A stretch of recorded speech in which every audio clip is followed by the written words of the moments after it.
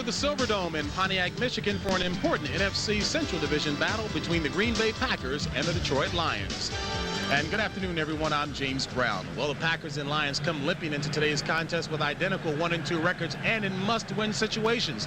That's because history has shown only one team in the past 5 years has ever started 1-3 and gone to the playoffs. My partner is Randy Cross, and Randy, that stat is not lost on offensive guard Billy Art of the Packers. He says this is the biggest game of the year for them. Well, Billy's right. It is a must-win situation, and quarterback Don Majkowski realizes that also. Last week, he got his first start of 1990, looked very rusty, looked very, very average. He said, hey, I'll hit my stride in about 2 weeks. He doesn't have 2 weeks. He's got to be good today. The Packers have to win today if they want to stay in contention. In the Detroit Lions defense, Majkowski's got a group that's missing 5 of its 11 starters and likes to give them the underneath pass, which is the Packers' specialty. Key matchup, the Packer offense against the Detroit defense. And the Detroit Lions have won the toss and will receive, kicking off for Green Bay. Second-year player out of Texas El Paso, Chris Jackie, and back deep, Mel Gray, leading the NFL in kickoff returns with an average of just over 38 yards. And the longest uninterrupted rivalry is underway. At the 10, Mel Gray. And Gray temporarily stopped, but Bulls ahead for the extra 5 yards, dropped by Scott Stevens. So the Lions will operate after that 27-yard return by Mel Gray. Quarterbacking things, Rodney Peake, second-year man out of USC. Had a better outing last week, 17 of 26 for 96 yards. Offensive front, tackles, Lomas Brown and Harvey Salem. Guards, Andel second, W04 center. There's Kevin Glover. Backs and receivers, one running back in this run-and-shoot offense. That's Barry Sanders. 4 wideouts, Clark, Johnson, Matthews, and Greer. First and 10 for the Lions. Ball marked at their own 36. Pete with time decides to take it and heads out of bounds about 1 yard shy of the first down marker. Run out of bounds by Tim Harris. And the defense that Pete will be operating against today of the Packers at the ends, Matt Brock and Robert Brown. Bob Nelson, the nose tackle. Linebacking core, the strength, Scott Stevens, Brian Noble, Johnny Holland, and Tim Harris. And the secondary, Lee, Holmes, Tiger Green, and Mark Murphy, the safeties. 2nd and 1 for the Lions.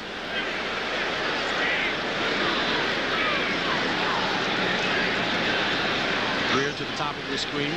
Richard Johnson in motion. And the handoff to Sanders. Sanders has the first down. Just a whole lot more.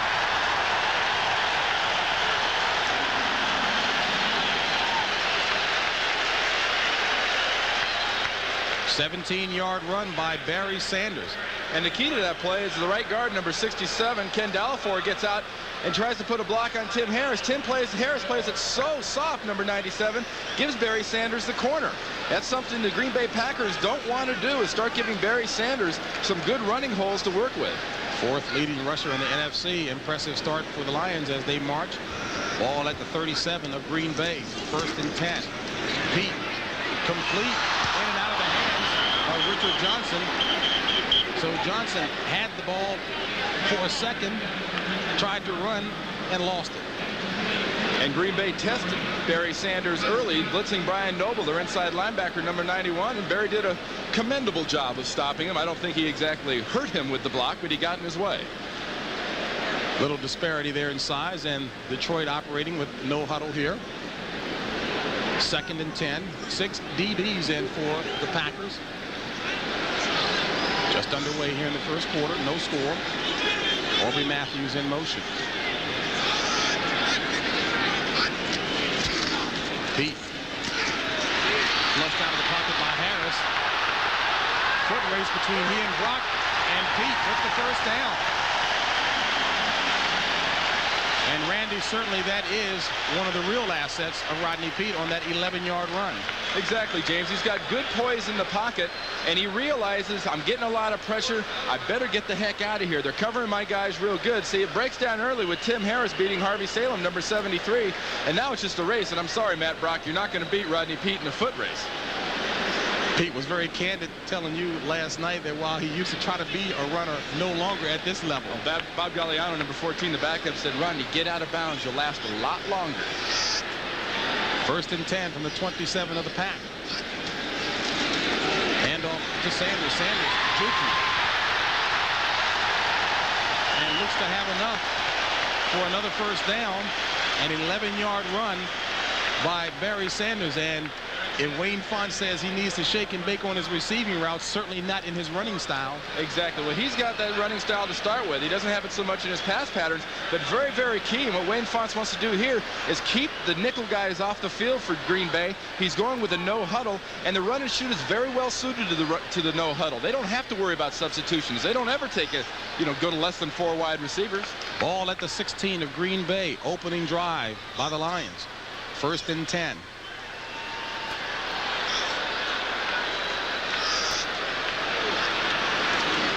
Pete throws it low, handled by Aubrey Matthews, and Pete had to get rid of that as the pressure was applied by number 90, Tony Bennett. And Lindy Infante is very high on Tony Bennett. He says he's the kind of guy is going to be a real comer in a couple of years, and he's the perfect guy to complement Tim Harris another year or two down the line from that other deep outside linebacker position.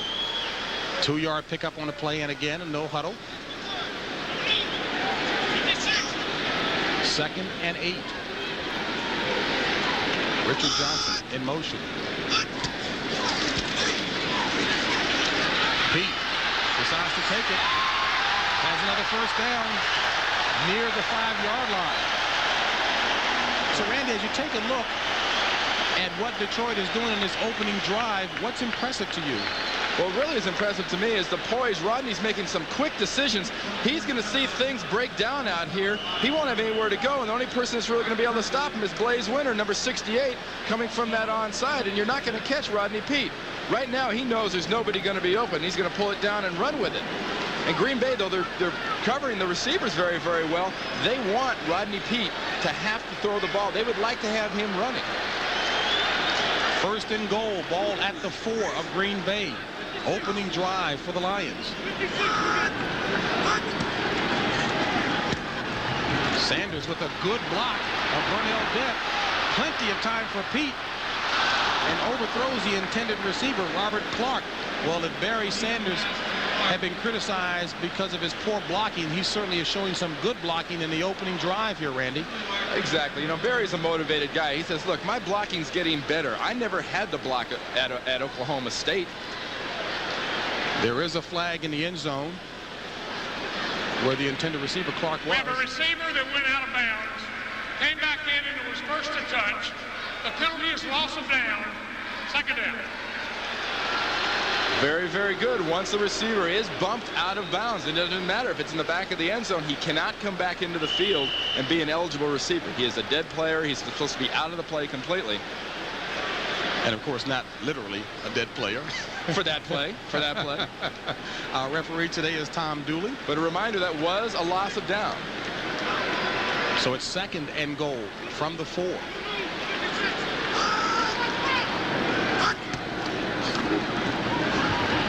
Pete throws it back to Clark again. This time, touchdown Detroit.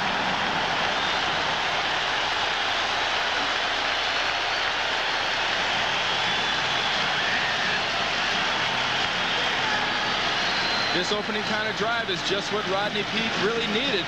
He didn't have to throw the ball very often, but he was making good quarterback decisions. He was running the ball well, and he found Robert Clark there, number 82, wide open right over on a quick little slant pattern. Saw Wayne Fonts greeting the group over there, Robert Clark included. And Eddie Murray on for the point after. The holder is Jim Arnold. It's up, and it's good. So the Lions on the scoreboard first, scoring on their opening drive and lead it 7-0. And on this particular play, Clark is going to beat Jerry Holmes, number 44, who last year was a Detroit Lion, was very, very fired up about playing in this game. But it's just a quick slant pattern. Watch Pete whip around right there. He sees the opening, throws it between arms. Very nice pass and a good catch. Rodney Peete trying to show people he can throw as well as run. Impressive opening drive. Walk into a television showroom, and someone will probably try to sell you a set with a foreign name on it. Before you see their choice, ask to see yours. Ask to see the first TVs that combine digital video and audio, with a performance to back it up. Ask for picture-in-picture with triple flashback. Ask for a single remote that can learn to run everything. Ask to see a Zenith. For true innovation in television, quality never looked more like a Zenith. In this room is a remarkable entertainment. It can make you laugh. Or change moods. It'll take you around the world. It comes with 50,000 people to help. It does more, faster. Yet for all you get, it costs amazingly little. It's AT&T long distance. Introducing the new Dodge Shadow America and Plymouth Sundance America. The perfect cars for an imperfect world. To help protect you in an accident, they have driver's airbags. To protect you in an oil shortage, they have excellent gas mileage. To protect you in a tight economy, they're the lowest priced American cars. Sundance America. Shadow America. Making the world a little less imperfect. Setting up for the kickoff for Detroit, Eddie Murray, who's had some difficulty on his kickoffs, Randy, not long enough because of an ailing left hip. And special teams coach Frank Gans has said he's gotten a lot better, a lot stronger, but this is where it shows, is on the kickoffs. And this one shows clearly as Carl Bland takes it from the 16. Little juke move takes it up to around about the 27-yard line. So Green Bay will take over, and at the helm, second start for the 90 season, Don Mikowski. Shaky performance last week, but he's had some great games against Detroit. And the offensive front, the tackles, Rutgers and Mandarich. Guards, Billy Ard and Keith Euchre. Center, James Campen, and the tight end, Ed West. Backs and receivers, Woodside and Fullwood, the running backs. Wide receivers, Sterling Sharp and Perry Kemp. Don Mikowski, very candid about how it's going to take him some time to get in shape, find the groove. Randy says he doesn't have that luxury. On the ground, across the 30, Brent Fullwood. So a 4-yard run by Brent Fullwood, fourth-year player out of Auburn. The defense of the Lions ends Keith Ferguson and Kevin Brooks into the starting lineup this week. Jerry Ball at the nose tackle. Linebackers, Jimmy Williams starting this week. Toby Castone, Dennis Gibson, and Michael Kofer. Secondary, Bruce McNorton in for Terry Taylor, Irvin White, and Herb Welch. White and Welch, the safeties. Woodside and Fullwood, the backs, on 2nd and 6. 3 wideouts in for the Pack. Mikowski, first pass. Complete to Woodside across the 40. Enough for the first down. For Woodside, who caught 59 last year with that reception, 10-yard pickup. And this is the kind of pattern that takes timing, takes a lot of feel, and Don Mikowski steps right up into the pocket and delivers it on time and on the money to Woodside. Now look how close the Jerry Ball number 93 is to Campen, number 63, trying to get around. He's being held effectively by both Billy Ard, number 67, and Campen, 63, and being frustrated on his pass rush. There's the best nose guard in the league right now, ladies and gentlemen, Jerry Ball. We'll tell you that, too. Here's Fullwood again, second carry. Trying to turn the corner, and does. So Brent Fullwood, 5 yards on the run. Run out of bounds by Dennis Gibson. Gibson, a fourth-year player out of Iowa State. And you know Gibson pretty well. Real solid player in there. Doesn't get a lot of publicity. Well, he's had Chris Spielman on the other side, who's out right now on IR with a bad shoulder. And Dennis is sort of quiet, very effective player. You know, he made the comment to us Friday. He says, gee, I wish they'd let me blitz more often. You know, Woody Weidenhofer, who's our defensive coordinator, got to let me go more often. I got a sack and a half in 4 years. Well, they keep track of that. It's in their contract, that's why. 2nd and 5. And flags everywhere stopping the play.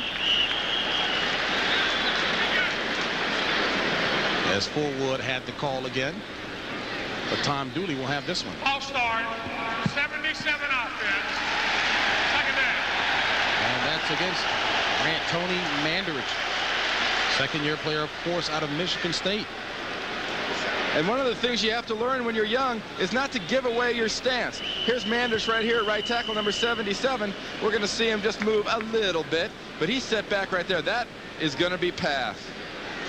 But he jumps off sides just a little bit, and very effective run blocker. But so far in his first season, he's had a little bit of trouble with his lateral movement on pass blocking. And against a guy like Mike Kofor, number 55, from rushing from the outside, he could give Manders some serious trouble.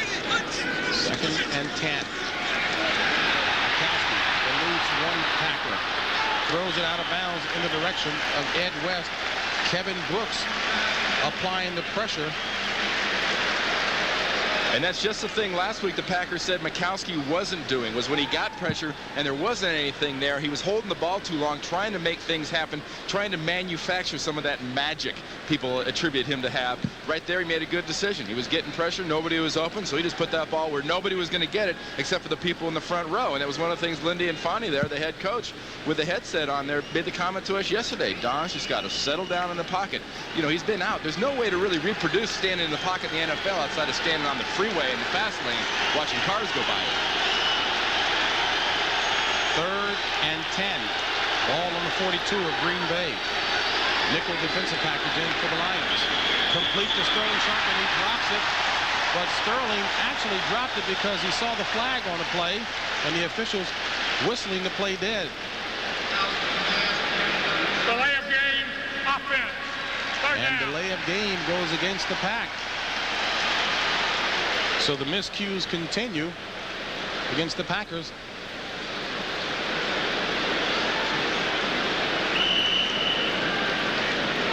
That's just part of the result of this new 45-25 clock we got working right now, with 25 seconds for these guys to get off plays. That's why more teams are going to the no huddle. They just don't have as much time to get this play off in the huddle once it's signaled in from the sideline. 3rd and 15 for the Pack. 4 wideouts. Mikowski under pressure again, having to run it. And he gets the first down. So Don Mikowski, showing his athleticism, picks up 17 on the play and a first down. Well, Don Mikowski is known as a great passer. He will never be confused with having the running ability of a Rodney Peete or an Andre Ware, for that matter, the 3rd-string quarterback for Detroit. Here, now watch Herman Fontenot, 27 on McNorton right there, 29. Great block on that play right there. Mikowski takes what he can get and gets the heck out of bounds. Now, although the fans may not notice that, certainly the players do, and they'll be pleased to see that in film session on Monday. Oh, exactly. He'll take a little grief about that stumbling around at the beginning, though, too. 1st and 10 for the Pack. Ball at the 46 of Green Bay. Woodside. Hit by Bruce McNorton.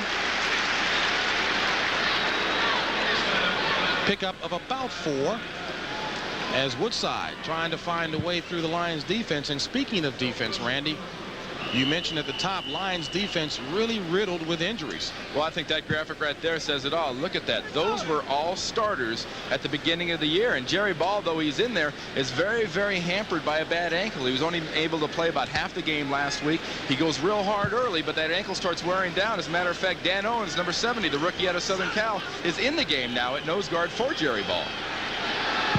2nd and 6.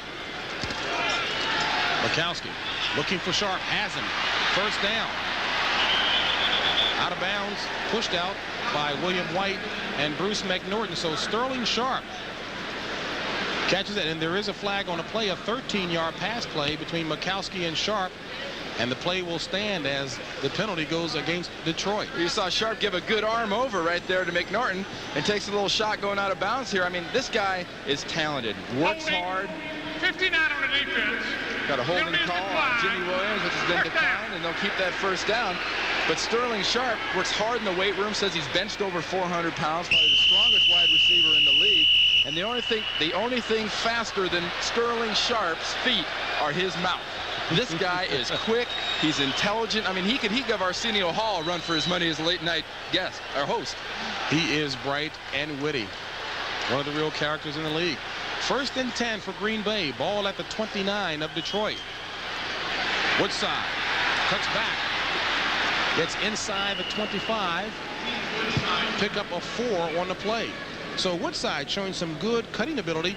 Interestingly, talking to Willie Pete, the offensive backfield coach of the Green Bay Packers, he says, although we've got a bevy of backs, they're all role players. We don't have the one guy who can go out and do it all. Well, that's true. That's one thing they have got. But they do have one guy back there, number 39, Darrell Thompson, their rookie out of Minnesota, that Lindy Infante happens to think might be the guy. He says, we'll get him in some today. We got to find out what this guy can do. Right now, the Pack trying to find out what they can do on 2nd and 6. Sterling Sharp to the top of the screen. Forward. And forward. Driven back after a pickup of 4. And a flag on the play. And upset right now is Dennis Gibson doing a little wolfing seemingly with Tony Mandarich. Well, it doesn't really matter who hit who first or who punched who. It's who swung last and the ref saw. Let's watch the end of this play. You want to watch Gibson, number 98, and look for Mandarich, number 77, right there in front of him. It must have happened on the ground. Oh, there it is. Oh, a little kick, little friendly foot contact. You got to like the spunk, if not the penalty.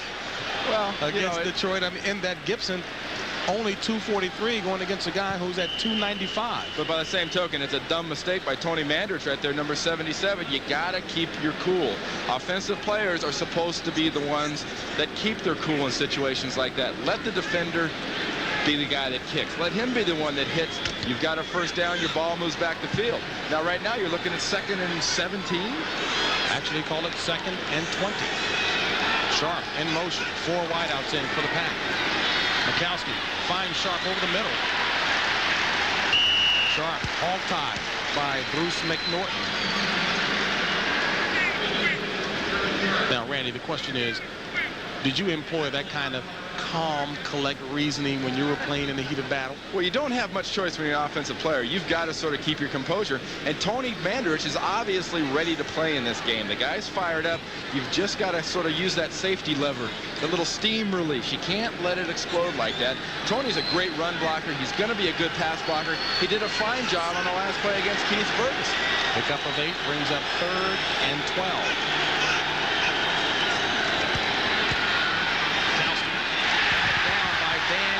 The rookie out of USC. And the word on Dan Owens, very, very versatile. Very versatile. He's got a great refreshing outlook on the game, too. Has a lot of fun. Owens going to come from nose tackle. We get a stunt here. Owens will come around and watch the expression, the body language when he hits this ball and realizes he could have had himself an interception. Because he's going to jump up here. He hits it. Oh, right in the chest. Oh, my goodness. Chris Jackie on for Lindy Infante to attempt a 49-yard field goal. It's up. And it's no good. So Jackie, who has set a Packer record of 15 consecutive field goals, does not get a chance to extend it. Pack still scoreless. Chrysler Fifth Avenue, Imperial, and New Yorker Salon are all engineered with ABS brakes, so you're safer when you drive. With our hands-free visor phone, you're safer making a call. Our remote entry system means you're safer at night. And our driver's airbag means you're safer in an accident. Chrysler Safety, because the most important thing that goes into our cars is you. There's a new attitude at Northwest Airlines, a new dedication to service. You can see it in our on-time performance, the best of the top 7 U.S. airlines. That's our commitment, to make sure you're on time for your commitments. You've heard it said before. It's not just what you say, it's how you say it. LaserJet printers from Hewlett-Packard. They'll get you noticed.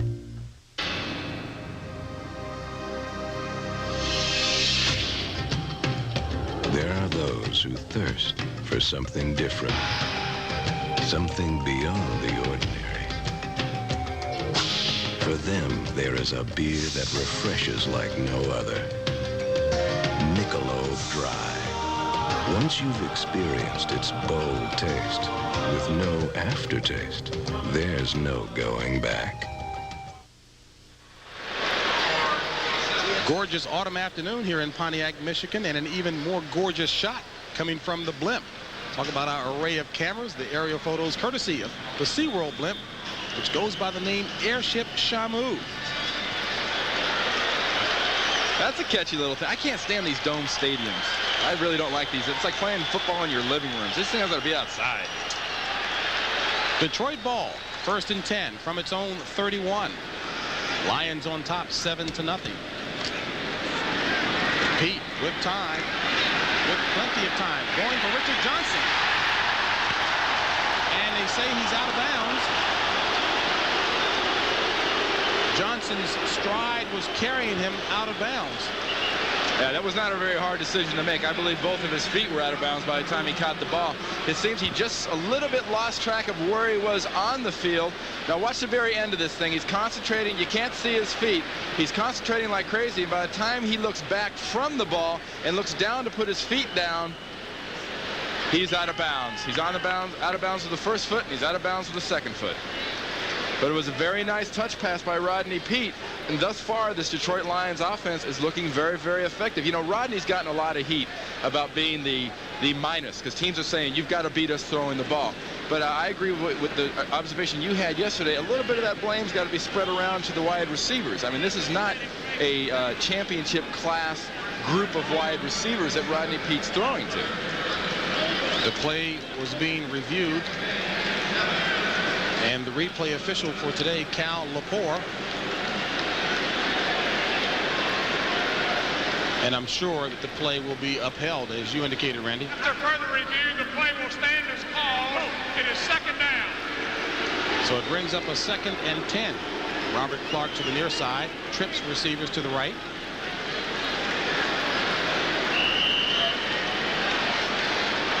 .426 remaining in the first quarter. Lions up by a touchdown.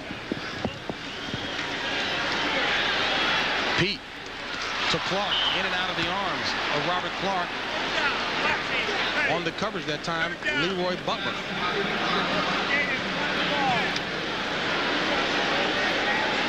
Butler, a rookie out of Florida State. As you take a look at Robert Clark.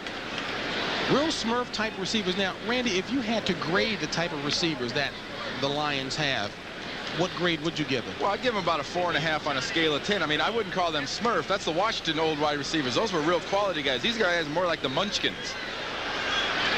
3rd and 10.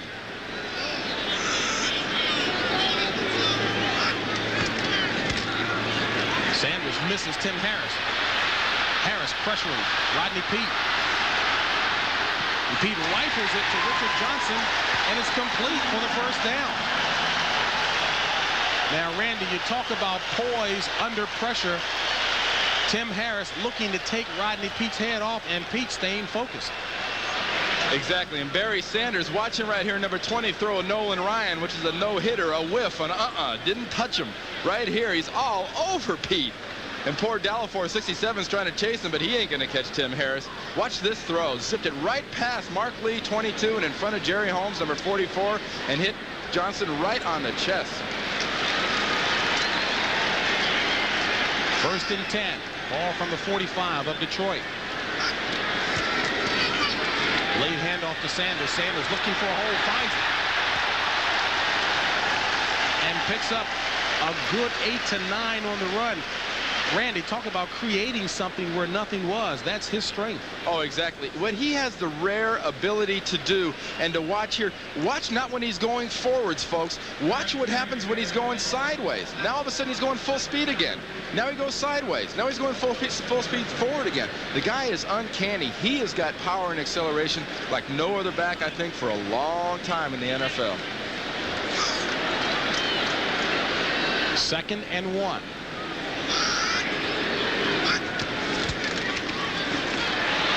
Burnell Dent chasing down Pete. And Pete wisely gets rid of it in time. So the last couple of times, Rodney Peete operating under pressure, but that good speed of his working to his advantage as we wind down toward the end of the first quarter here.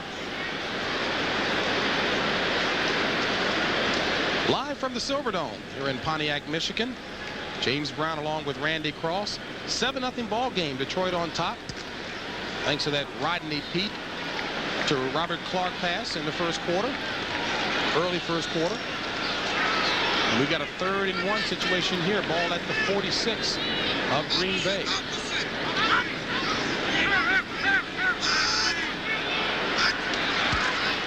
Sanders.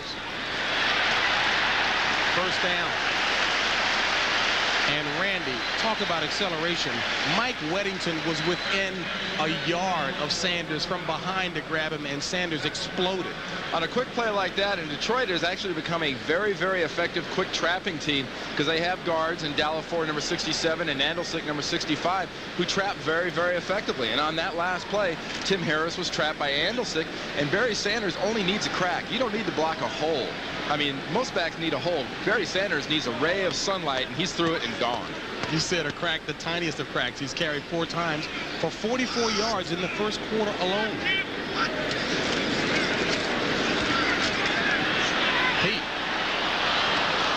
Intended receiver was Robert Clark, as Leroy Butler was going for the interception. That would have been a magnificent one if he could have gotten to it. He didn't need a step ladder to get at that ball. That ball wasn't going to be anywhere where anybody could get it. 1:50 remaining in the first quarter. Both of these teams records 1 and 2. 3-way tie for 3rd place in the NFC Central Division. Rodney Peete recognizing how important today's game is for the Lions. 2nd and 10.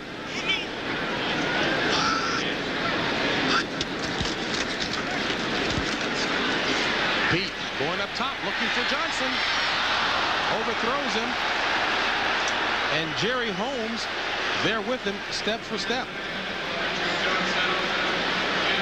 And this is almost a replay on that last play of what happened late in the 4th quarter last week against Tampa Bay. Had a wide open Robert Clark in that case and overthrows him. And here Johnson's got to step on Holmes, number 44, the cornerback. You know, Richard Johnson told us, I can go back to Mouse Davis and I'll tell him if I think Holmes is squatting a little bit or he's reading or cheating on some of my moves, we're going to go downfield. Obviously, Johnson reads something in Holmes because they're testing him early and they're testing him deep. 3rd and 10.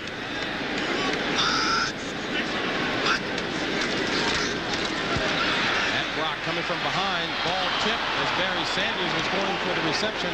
Sanders wisely got out of the way as he saw Mark Murphy coming to lay the hit on. Now, in the series before, Lomas Brown limped off the field. The starting left tackle for the Lions, Harvey Salem, came in to replace him. We'll check on Lomas Brown's condition. And Salem had left earlier in the game with a little bit of a muscle cramp. So that's a real concern. They cannot afford, the Detroit Lions cannot afford to lose offensive linemen. They don't have a whole lot of depth on that offensive line, though I think they're pretty good. They don't have much depth. Lomas Brown, number 75 there, limping. Jeff Query back deep for the Pack to receive this Jim Arnold punt. And the special teams of Detroit do a great job of downing the ball near the 2. Ray Crockett, give the credit to him. 35-yard punt. Pack when we come back.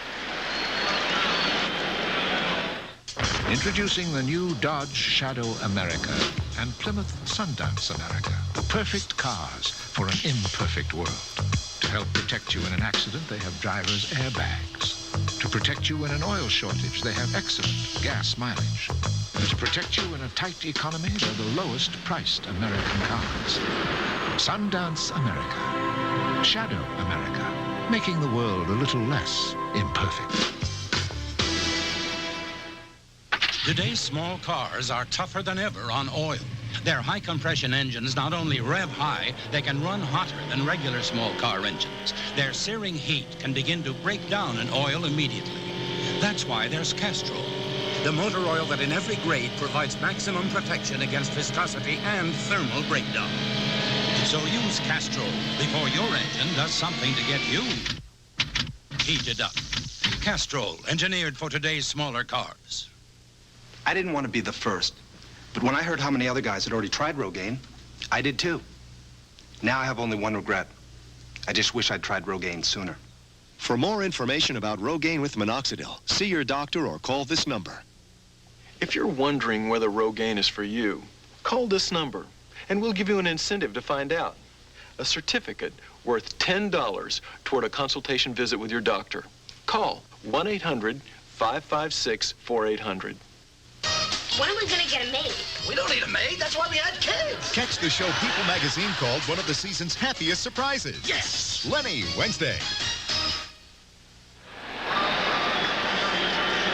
The gentleman in the middle of the screen there is Jerry Wampler, the offensive line coach, drawing out some of the blitz pickups for the offense. And speaking of the offensive line, Lomas Brown, the left tackle, number 75, is said to have a twisted ankle and will return. But the blitz pickup, very important for the line, maybe more important for Barry Sanders, that he knows who he's supposed to block as well as how to block him. 1st and 10 from the 5, Fullwood.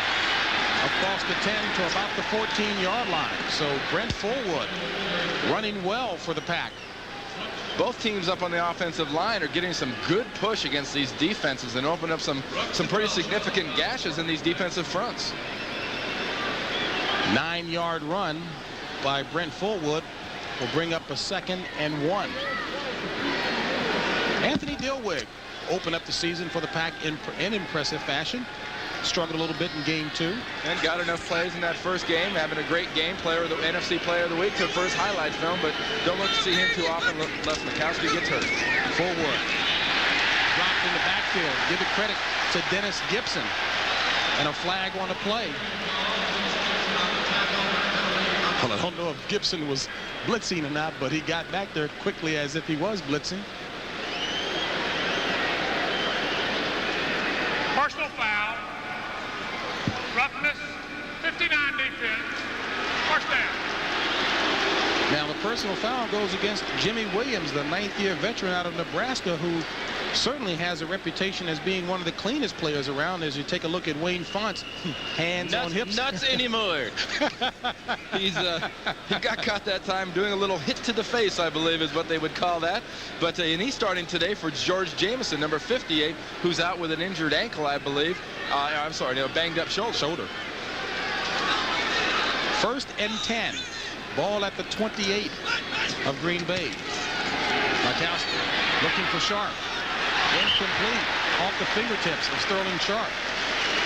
Sterling Sharp last year had 90 receptions, leading the NFL in that category. Coming into today's game, only had 10. And the word was that most of the defenses were rotating toward him and giving double coverage. But Sterling says, hey, I haven't seen that. Not really. I mean, they're just having a hard time getting back in sync with Don Mikowski not being used to throwing the ball out there. Sterling says, I'm a very patient player. Last year, I'd go to the sideline and tell Lindy I'm open. I'd go to the huddle. I'd tell Don I'm open. This year, I'm more relaxed. I'm more poised. Just throw me the ball. Ray Crockett, the 5th DB in for Detroit, as Mikowski eludes the rush. First down. Still on his feet across midfield and roped out of bounds by Ray Crockett.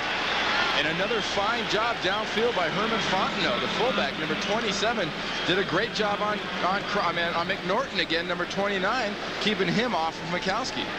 But Mikowski so far is running the ball pretty well. I mean, the Lions were very, very concerned about Mikowski's ability to get out and run around. And that's the end of the first quarter. That 24-yard run by Don Mikowski. Lions lead it 7-0.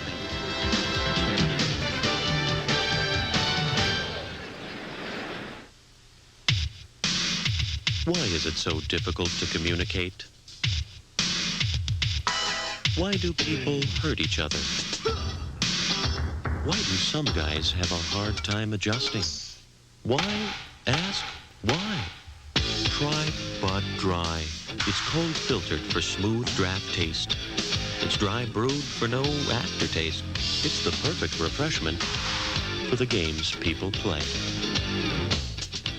Oh, look at that. She's a good-looking ride. Who's this stranger? Don't know. What you feeding her? Conoco Super Unleaded helps prevent damaging intake valve deposits. And it helps keep them fuel injectors and carburetors real clean. Ladies. Who was that man? I don't know, but I sure like how he rides. Conoco. Hottest brand going. The Chrysler New Yorker 5th Avenue is engineered with ABS brakes, so you're safer when you drive. Our hands-free visor phone means you're safer making a call. Our remote entry system means you're safer at night. And our standard driver's airbag means you're even safer in an accident. Chrysler safety. Because the most important thing that goes into our cars is you.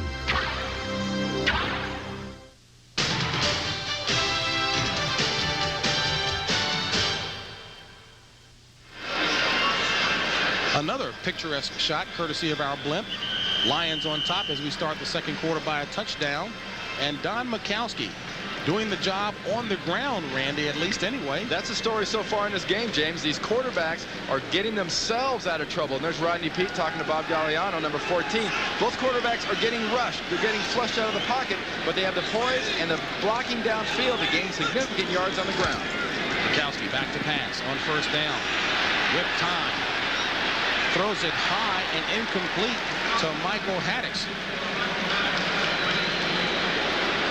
We talked about Mikowski's ground statistics. Take a look at the quarterbacks on the run this year. Exactly, but you know what you don't really want to do, and even in especially in a run and shoot offense, there you see Rodney Peete leading the league in quarterback rushing. Quarterbacks take enough of a pounding in the run and shoot, just standing back there in a 3 to 5 step drop trying to throw the ball. They get out there and start getting whacked on the run too. You better be very deep at the quarterback position, and that's a luxury Detroit does have. They have 3 good quarterbacks. Of course, those numbers reflective of action coming into today's game. Second down for Perry Kemp. Incomplete. Is it a live ball? No, it's a dead ball. Officials are whistling it dead. So Perry Kemp going across the middle where most receivers dread. Had it for a second, but lost it on the hit. Well, it's one of those things, unless you've done it in the last week or so, some receivers tend to sort of forget about what happens in there. Well, Perry Kemp is going to get a very good reminder what happens when you go inside. Look at this. Watch his ribs. Bam, bam, ball. Forget it. I'm grabbing my side. That hurt. Very nice play right there by Dennis Gibson coming in here after the ball, trying to keep him away from the ball. That wasn't a late hit, ladies and gentlemen. That was just very, very aggressive defense. Perry Kemp at only 5'11", 165, and you saw Kemp whistling and signaling for a timeout. So Green Bay gets it. Ball at the 48 of Detroit. We'll be back in just a moment. The Fury in Florida. Number 2, Florida State. Number 10, Miami. The state isn't big enough for the both of them. Next Saturday. This is a special training course where Girl Scouts and Boy Scouts learn to deal with physical obstacles. Here, they learn self-confidence and reliance. I'm Brian Noble of the Green Bay Packers, and I got a very personal reason for working with these young people as a United Way volunteer. I was a Boy Scout myself, and I know the tough problems they face trying to grow up in a society where drug and alcohol abuse are commonplace. Through scouting and programs like this, which are made possible by your contributions to the United Way, these kids are making the right choices. Staying in school, saying no to all of the things that can rob them of their futures. This is my wife, Cindy, and she was a Girl Scout. We both grew up in scouting, and these are my daughters, Taylor and Amanda. When you give to the United Way, you're joining all of the volunteers and organizations that make... And inside here, a crowd of just about 65,000 on hand, watching the Lions ahead by a touchdown over the Green Bay Packers as Don Mikowski brings the pack to the line. 3rd and 10, ball at the 48 of the Lions. Flag on the play. Mikowski throws complete to Sterling Sharp for the first down, but there is a flag back near the line of scrimmage.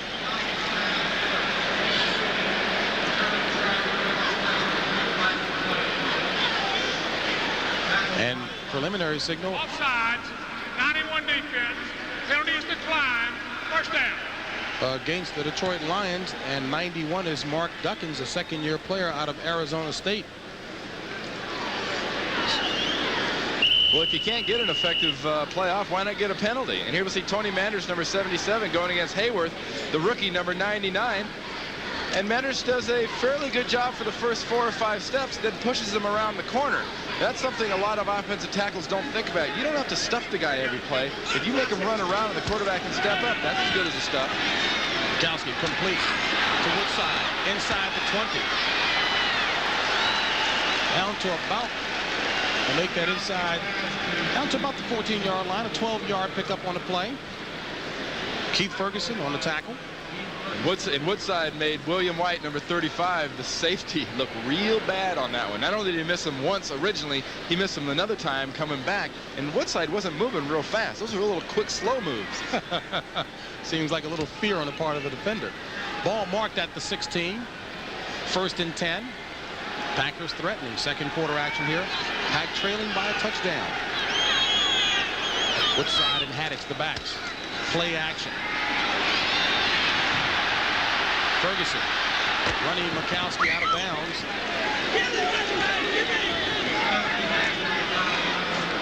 And Jimmy Williams helping Keith Ferguson. Don sort of looks over to the sideline and shrugs over at Lindy and says, hey, I couldn't do anything else. That was a good decision on his part. I mean, one thing that does sort of bring up, you know, it's 2nd and 11 now. That will be recorded as a sack against the offensive line. He lost a yard. That is a sack. You'll play entire games sometimes as an offensive line. You'll stuff the guys. Then the quarterback will run off the field, lose 1 yard, and you pick up a sack. Well, the easiest sack Keith Ferguson has ever gotten in his 10th year in the league. Play action on 2nd and 11. Mikowski. Incomplete, intended receiver, Herman Fontenot. And Fontenot covered nicely by Toby Castone. I mentioned Castone. Up until recently, of course, it was Toby Caston. But an interesting story as to why the name pronunciation difference now. Well, that's just like Wayne Fontes and his brother.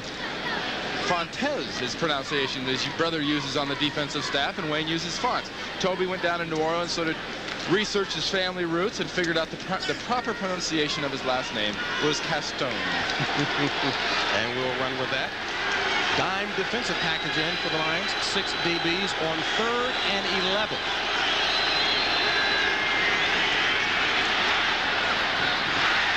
Sterling Sharp tried to one-hand it in, incomplete.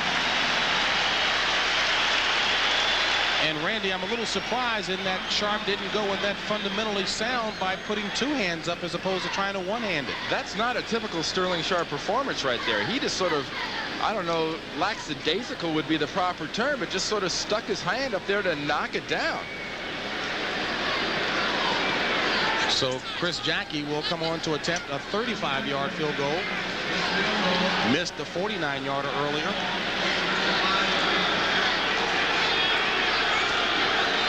It's up. And it's good. So Chris Jackie finally puts the Pack on the board. They will credit him with a 34-yarder, 7-3.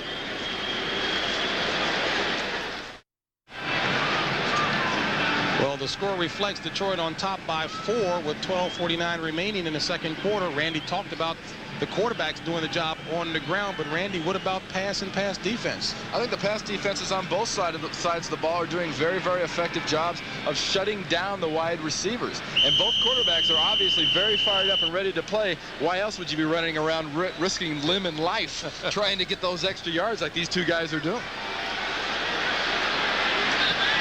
From the 1, Mel Gray. And Scott Stevens drops him at the 20. Special teams coaches like Frank Gans from Detroit hate to see guys returning a ball like that on a kickoff. Why get up there on the 20-yard line and stand there and shake your shoulder pads and make everything move funny? Get up the field. Just run. If there's going to be people there, try to split them. Take a chance. Make a move at a later date, but don't make a move when you're surrounded by 4 guys that aren't going to miss you.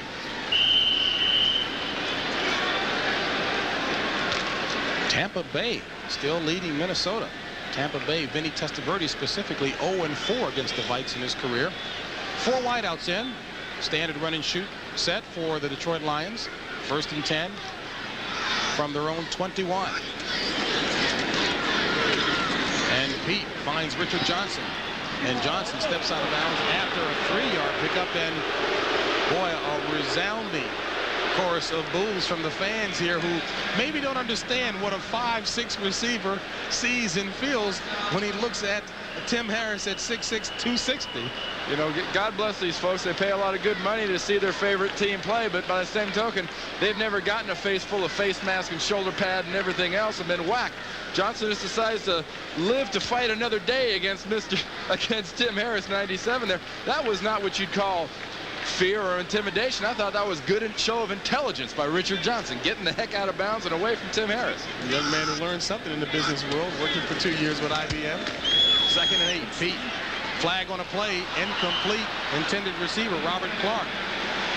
It would look from the early indications that's going to probably be holding against Ken W04, the right guard, number 67, working against Tim Harris. And Tim Harris is working verbally already, as he's known to do. Working things up. The base, number 67 offense, 2nd down. We saw Tim Harris there getting worked up. Hank Bullough, the defensive coordinator, really had some interesting remarks about Tim Harris. He says, this is a fired up guy. Here we see W04 right here working against Harris. Watch his hands. His hands are going to go up into Harris's face, and that's what they see right there. See the face right into the face mask turning his head? That's what the umpire saw, and that's why he threw that flag on Tim Harris. On Ken W04. Brings up a 2nd and 18.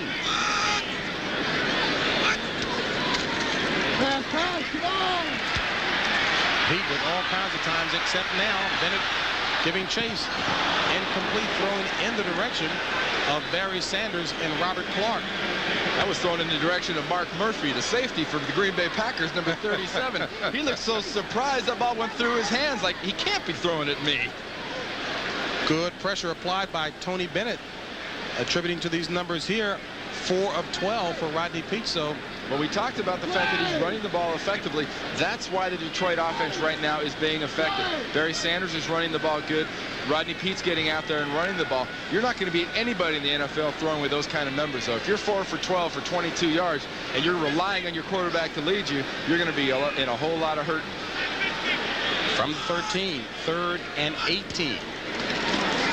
Sanders. Nowhere to run, nowhere to hide.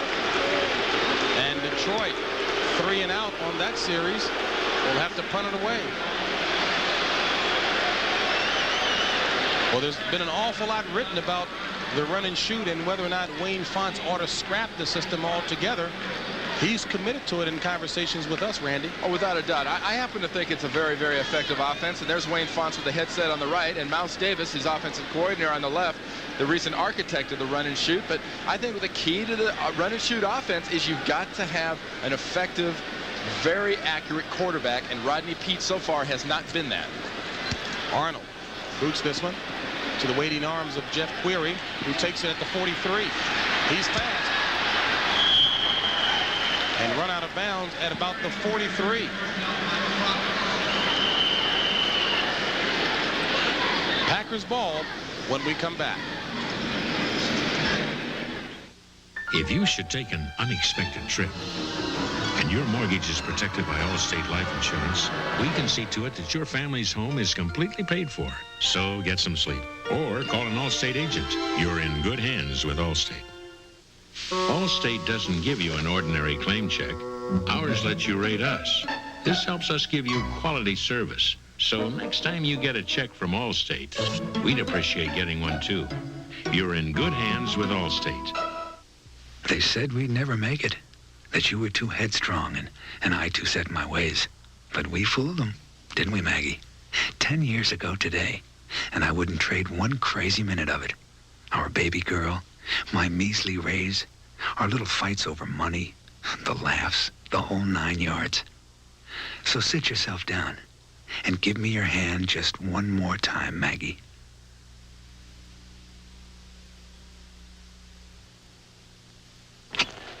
You're stuck in traffic, slumped in your seat. Bumpa-da-bumpa, B2B. Drive through. Hey, you. Drive through. Drive through.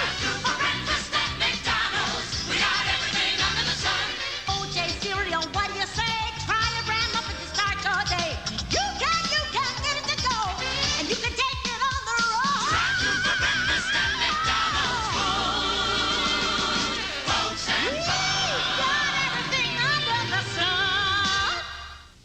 Newton's tailed by a TV crew. I'm kind of embarrassed about the whole thing. I can't imagine that it would be any more embarrassing than losing a football game before 5,000 people. Evening Shade Friday. In college football last night, top 10 teams, Florida State victorious, as well as number 10 Miami, and that sets up a clash next week between number 2 and number 10 at 2 o'clock Eastern time right here on CBS. Florida State against Miami. And of course, it all gets started with the college football today with Andrea Joyce and Mike Francesa.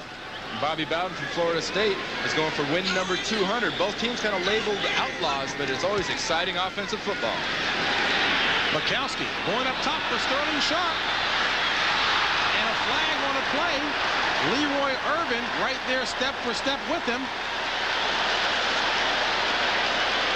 And it looked like the 11-year veteran Irvin had him wrapped up with that arm. Irvin had his hands, his arms, his chest, his entire body all over Sterling Sharp. He was on him like a cheap suit. Defensive pass interference, 47 on the 5-yard line, first down. Now Leroy Irvin, the longtime Rams quarterback, number 47 there, obviously doesn't agree. Mikowski throws this for about all it's worth. Look at that thing wobbling and moving sideways. But Irvin here, you saw where the bump and the infraction happened was early. When Irvin was not looking back at the ball, he was bumping Sterling Sharp. If he'd have been looking back towards the ball and had that contact, it would have been incidental contact and it would have been all right. So it brings up a 1st and goal, ball at the 5. Out of the I formation, forward, hit by Keith Ferguson. Back near the line of scrimmage. Ferguson made a good play there, 77 for the Lions against his counterpart, 77. Mandarich, the right tackle for the Green Bay Packers. Mandarich came off the ball. He was going to blast him. He's known as a great drive blocker. I'm going to put this guy in the end zone. And the wily old 10-year veteran Ferguson kind of stood him up very nicely, used his momentum against him, threw him on the ground, made the tackle. The best cornerback the Lions have ever had for their team, Lynn Barney, up in the booth with us. Agreed with the last call, believe it or not. 2nd and goal, ball at the 4. Mikowski. Touchdown, Green Bay, Ed West.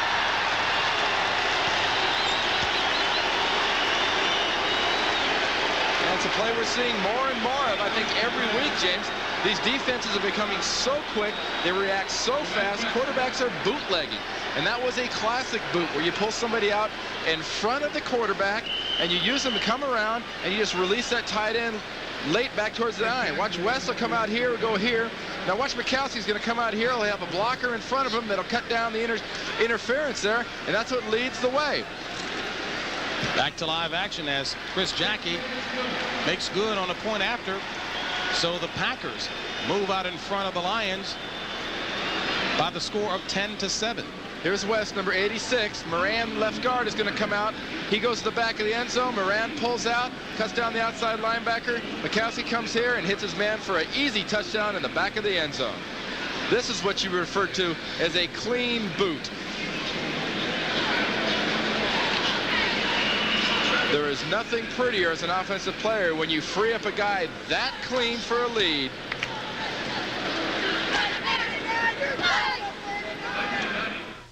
A6, hurry and you'll make it. Delta Airlines ticket agent Sam Singletary knows how to get people moving. Mr. Franklin, your bag. But sometimes he has to show off a few moves of his own. The kind of moves that made him a first-string halfback. Sam Singletary shares a feeling with everyone at Delta. He loves what he's doing, and it shows.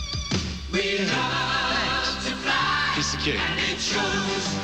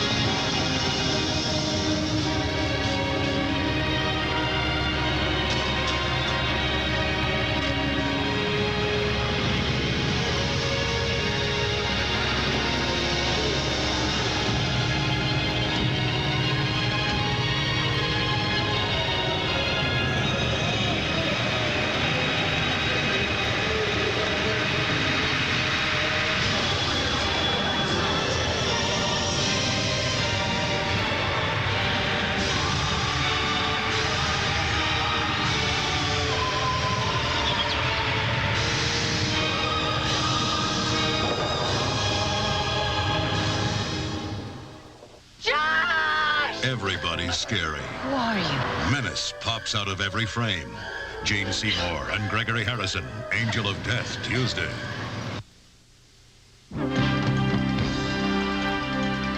This is a CBS News special report. From CBS News headquarters in New York, here is Connie Chung.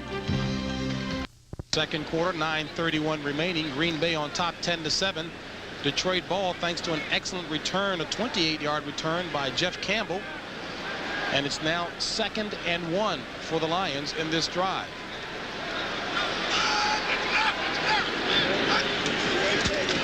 Sanders stepping out of bounds near the 40.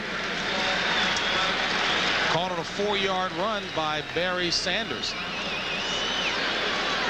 You want to see the equivalent of a football with a football guy of a gnat on the front of a doggone semi-truck? Watch Richard Johnson, 84, trying to block Harris, number 97.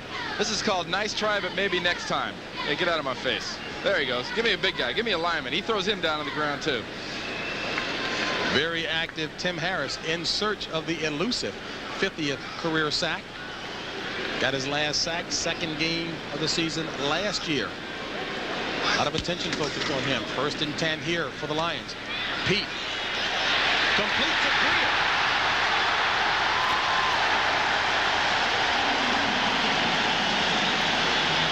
First down plus a bunch. Pete to Greer. Tiger Green pushes him out of bounds near the 20. And that play was a good example of the kind of holes in defenses the run and shoot can stretch a defense into. Because Greer is just going to go past the cornerback. Naturally or normally, you'd see this little support on the inside from the safety. But Lee's beaten deep. George Tiger Green comes in here and makes a tackle and drives him out of bounds. But it was a nice throw by Rodney Peete into obviously what would seem to be a mistake by the defense, allowing that big of a hole. Longest pass completion of the year for Pete, a 40-yarder. This is Sanders on 1st and 10. 3-yard pickup, and Sanders is in the game with the Lions in the red zone. And last week, for the last 10 minutes of the game, Sanders was not in there, Randy. Well, our producer, Bob Monsbach, asked head coach Wayne Fonts Friday. He said, you know, whose decision was that? Was that yours or Mouse Davis's? And Wayne Fonts looked him dead in the eye emphatically and said, I make every decision on this football team. I made that decision. He doesn't pass block as well as we'd like. James Weiler, number 34, was our guy at the time. Any questions? 2nd and 7. Ball at the 17 of Green Bay.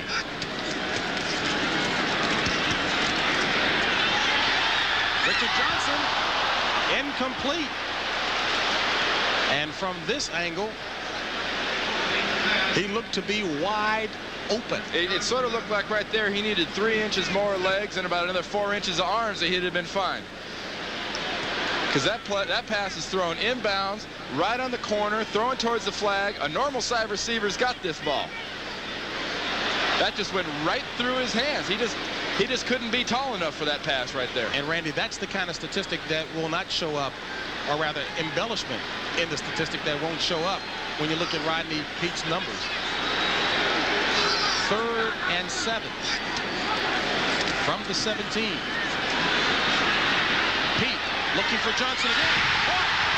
Touchdown, Detroit.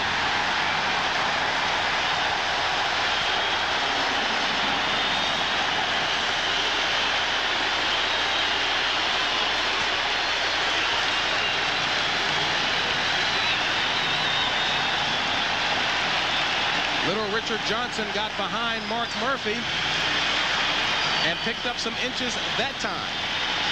Well, the last play, Richard Johnson made an easy one look hard. This play for the touchdown, he makes a hard one look easy. Watch here. Would he have come down in bounds with both feet?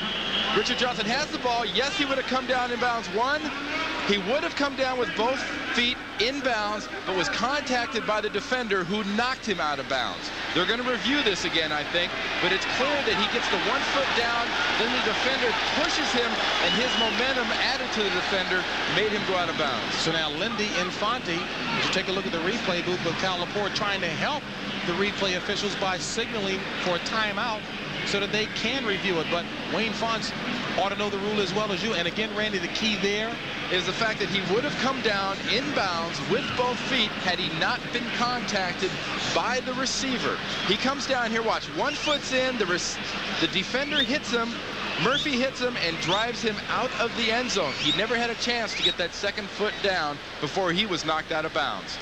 Watch it one more time. Johnson's got it. The 1 foot comes down, contact is made. The left leg will never have a chance to get out because Murphy is pushing him out the back of the end zone. Now, there is a 2-minute limit imposed on instant replay decisions this year from the time that the umpire signals that a replay is in effect when he's communicated to from the replay booth there. As you take a look at Cal Lepore with the glasses.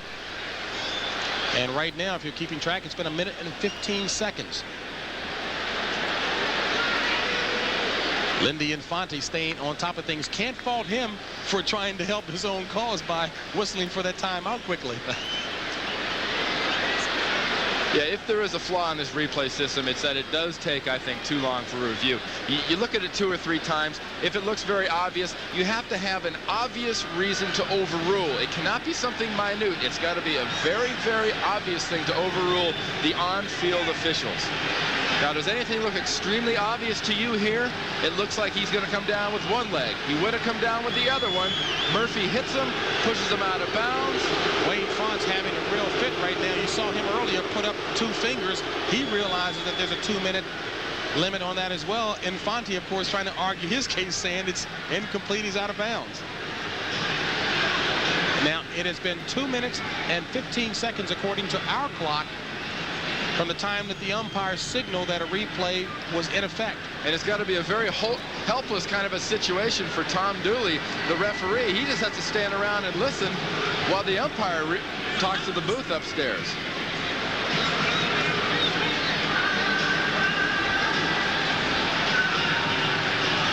It takes this long, I bet they reverse this thing, James. We have a reversal. It's an incomplete pass. According to the ground rules that you stated, and you can take a look at Wayne Fonts, who is irate at the reversal. I think he's pointing the intricacies of the rules out right there to that official in his face. But they obviously thought that his momentum would have carried him out the back of the end zone. I don't happen to agree with him. I think he would have landed that left foot in the end zone if nobody would have touched him. But perhaps he's bobbling the ball at the very end. Watch the ball. Don't watch his feet.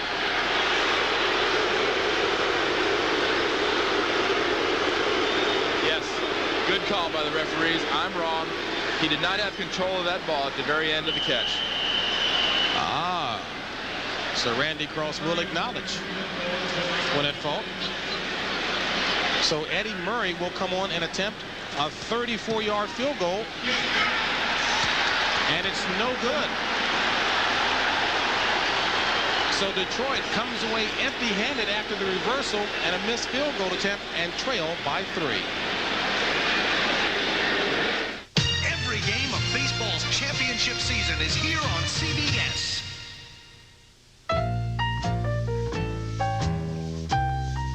You've heard it said before. It's not just what you say.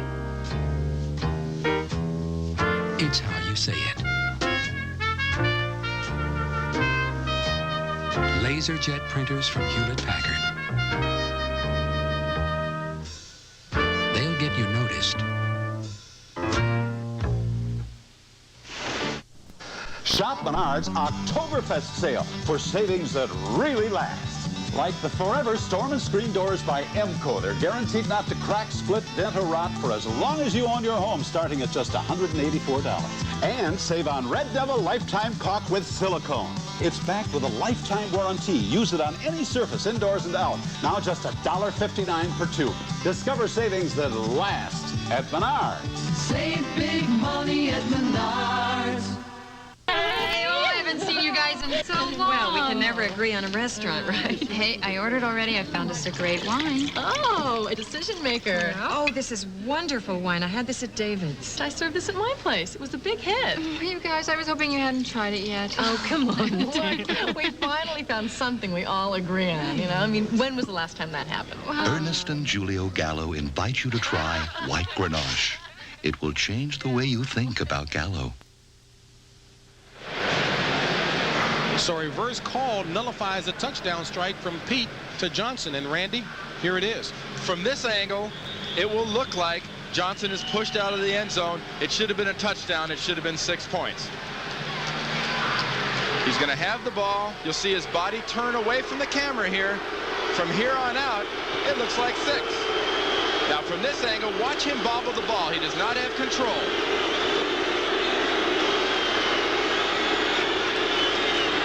Harrison motion full with the ball carry on 1st and 10 for the Pack, and another first down. And Brent Fullwood, aggressive, hard running, picks up about 12 on the play. That can be a real emotional plus for the Green Bay Packers to have that touchdown taken away. It's the second time this year Detroit's had points taken off the board by a replay, and they get nothing in return. And this is just attitude. Hallstrom, the right guard, 65, gets a good block, as does Mandaritz, the right tackle, 77. And then it's just Brent Fullwood giving e-ticket rides to the rest of the Detroit defense right there for a good 10, 12-yard gain. And Fullwood would want to be given credit for all of the yardage. They call it a 16-yard gain. 1st and 10. Haddix for a couple. I guess just to put a knot, tie a bow into the discussion on the reversal there, the thing that Wayne Fonts additionally was most upset about, being well aware of the rules, is that it took longer than 2 minutes to make a decision. And if in fact the decision is not made in 2 minutes, then it's to be ruled inconclusive and the play stands. So Fonts very upset. Well, they've obviously torn that little excerpt out of the rule book this year, because I don't know if we've had too many replays that have not been in excess of 2 minutes. Miami blitzing Pittsburgh, 21 zip. 5 DBs in for the Lions. 39 Ray Crockett, the 5th DB. On 2nd and 7. Nearly intercepted by William White, intended receiver Perry Kemp, the man they call Commodore. And Commodore Kemp goes over and says, yeah, that was your play.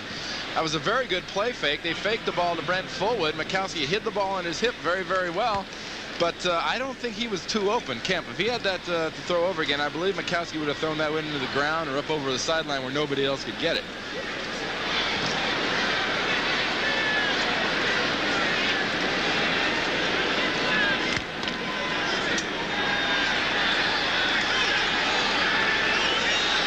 Third and 7. 5:55 remaining in the first half. Packers on top by 3. Mikowski tries to drill for Sterling Sharp, who was well covered. And this may be a case here, Randy, that play there of Mikowski trying to get Sharp into the flow of things, but forcing it. And Ray Crockett was all over him. He just threw the ball behind Sterling Sharp, and good coverage there by Crockett, number 39. But that was not really a case of great coverage, as it was a matter that Don Mikowski did not put the ball where Sterling Sharp could catch it. So Don Bracken on for his first punt of the afternoon for the Packers. Averaged only 29 yards on 3 punts last week. Mel Gray back to receive. From the 27. Tries to reverse field and scoots ahead to about the 36. Stopped by Michael Haddix. Baseball, of course, in the news as well. As you take a look at the standings in the National League, Pittsburgh ahead of the New York Mets by 4. Pirates magic number 1. One loss by the Mets or a win by Pittsburgh, and they clinch it. And starting next Thursday in Cincinnati, the Reds will be hosting the National League Championship Series, playing against either the Pirates or the Mets. That'll be brought to you prime time right here on CBS. Jack Buck, Tim McCarver calling the action. Yeah, I think at this point you can sort of, like you would say, stick a fork in the Mets. They're done. This year is over for the New York Mets, and it's the Pittsburgh Pirates in the East. I like the way you're very diplomatic. Dance around things.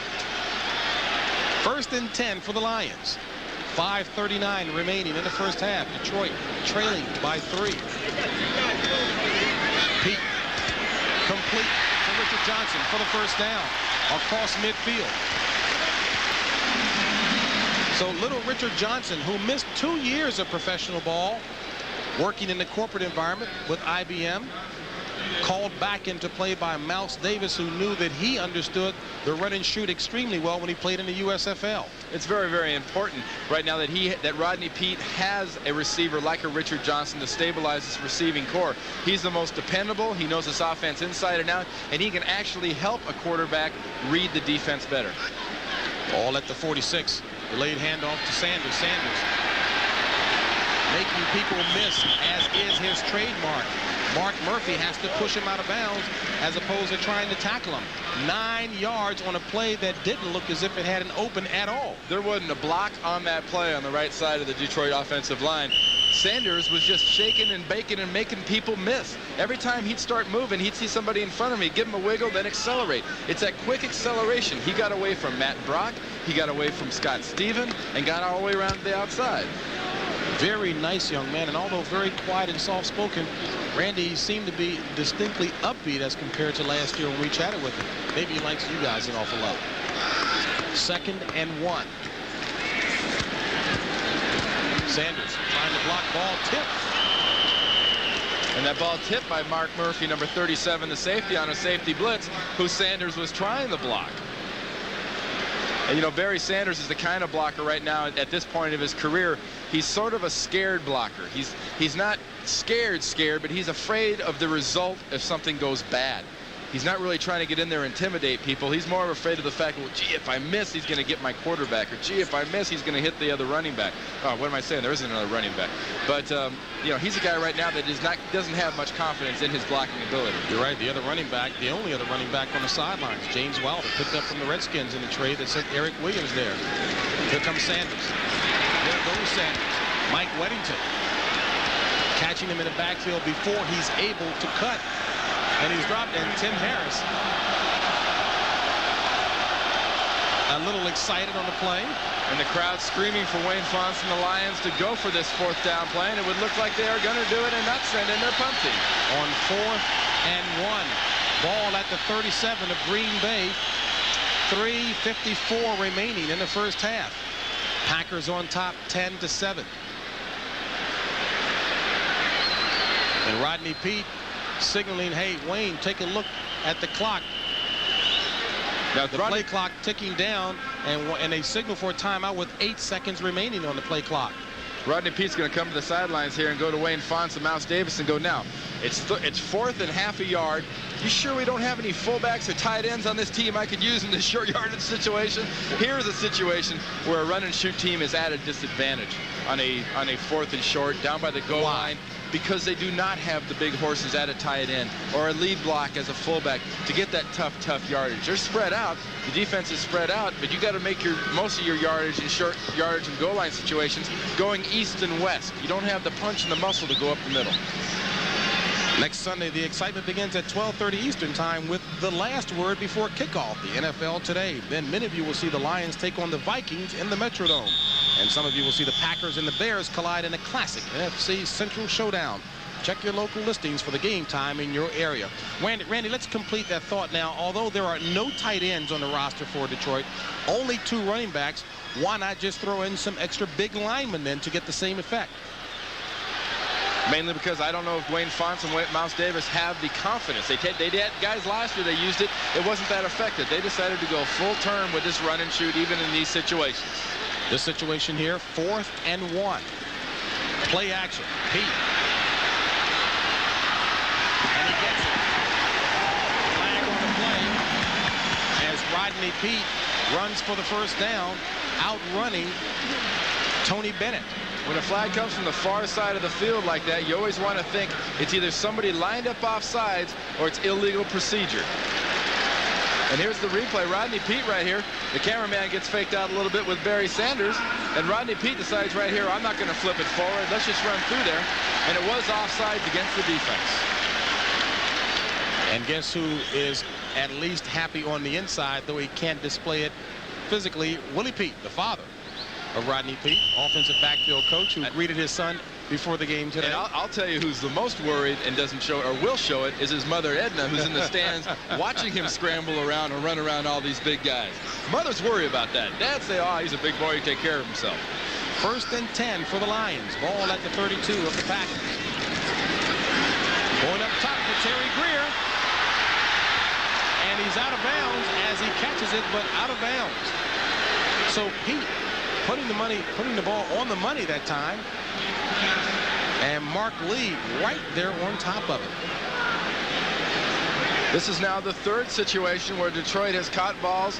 One was bobbling out of the back of the end zone. Richard Johnson had one where he came in out of bounds. Watch the feet. Out of bounds in the 1st step, out of bounds in the 2nd step. Now in Canada, that's in by at least 3 or 4 yards.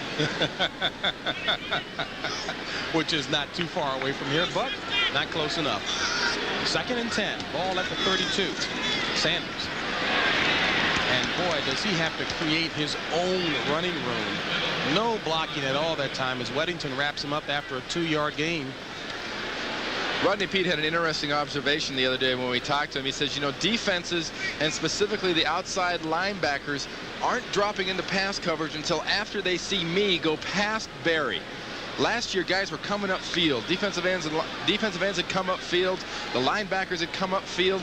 Not this year. They got burned too many times by Barry Sanders. They're waiting to be sure he's not going to get that ball. Tampa Bay did an excellent job of it last week. 3rd and 8. Ball at the 30.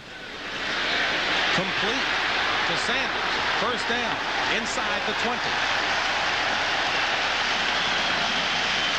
And that's exactly what Wayne Fonts is trying to get more of out of Barry Sanders.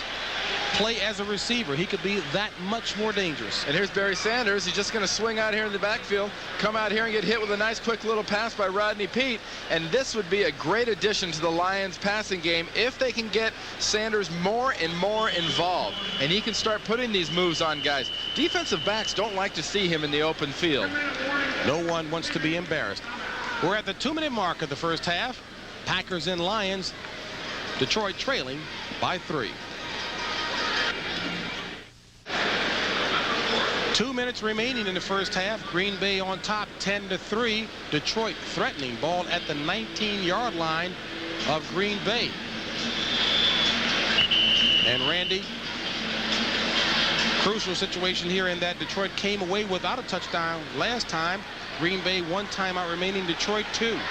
Well, their field starts shrinking now for the run and shoot. It's critical they make something happen from a little further out like this. They get closer to the goal line. They have less field to work with. Complete.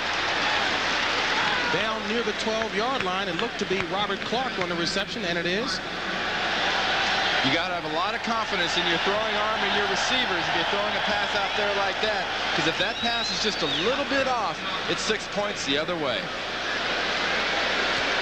And Detroit, impressive numbers on this drive, still alive. 2nd and 3. Ball marked at the 12 of Green Bay. Richard Johnson in motion.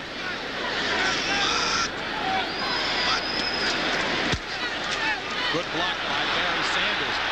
Richard Johnson inside the 5.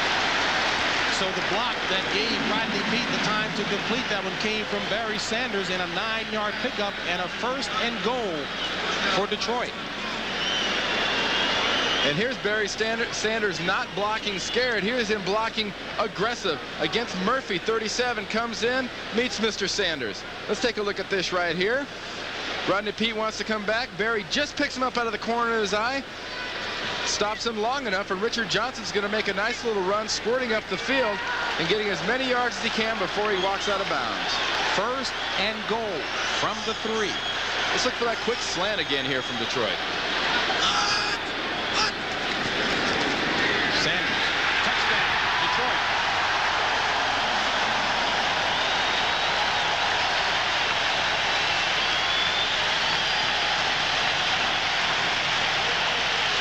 Right side of that line gave him some breathing room that time. He didn't need much.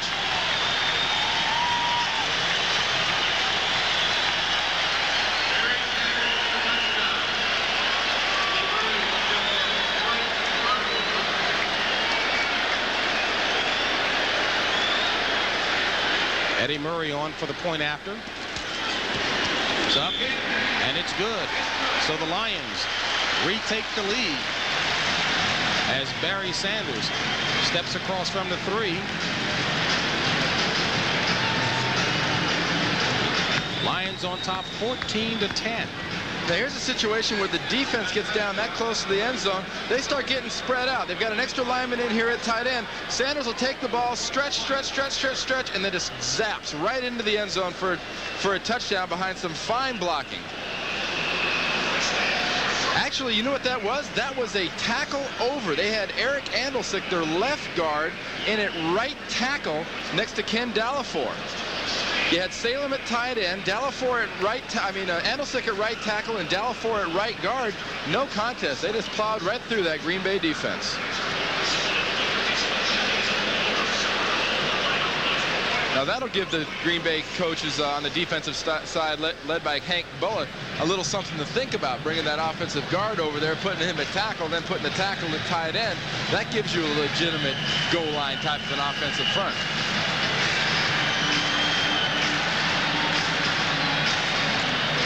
Eddie Murray still experiencing difficulty on kickoffs, can't get him deep enough. This one from the 7, Carl Bland. Crushed by Nico Noga.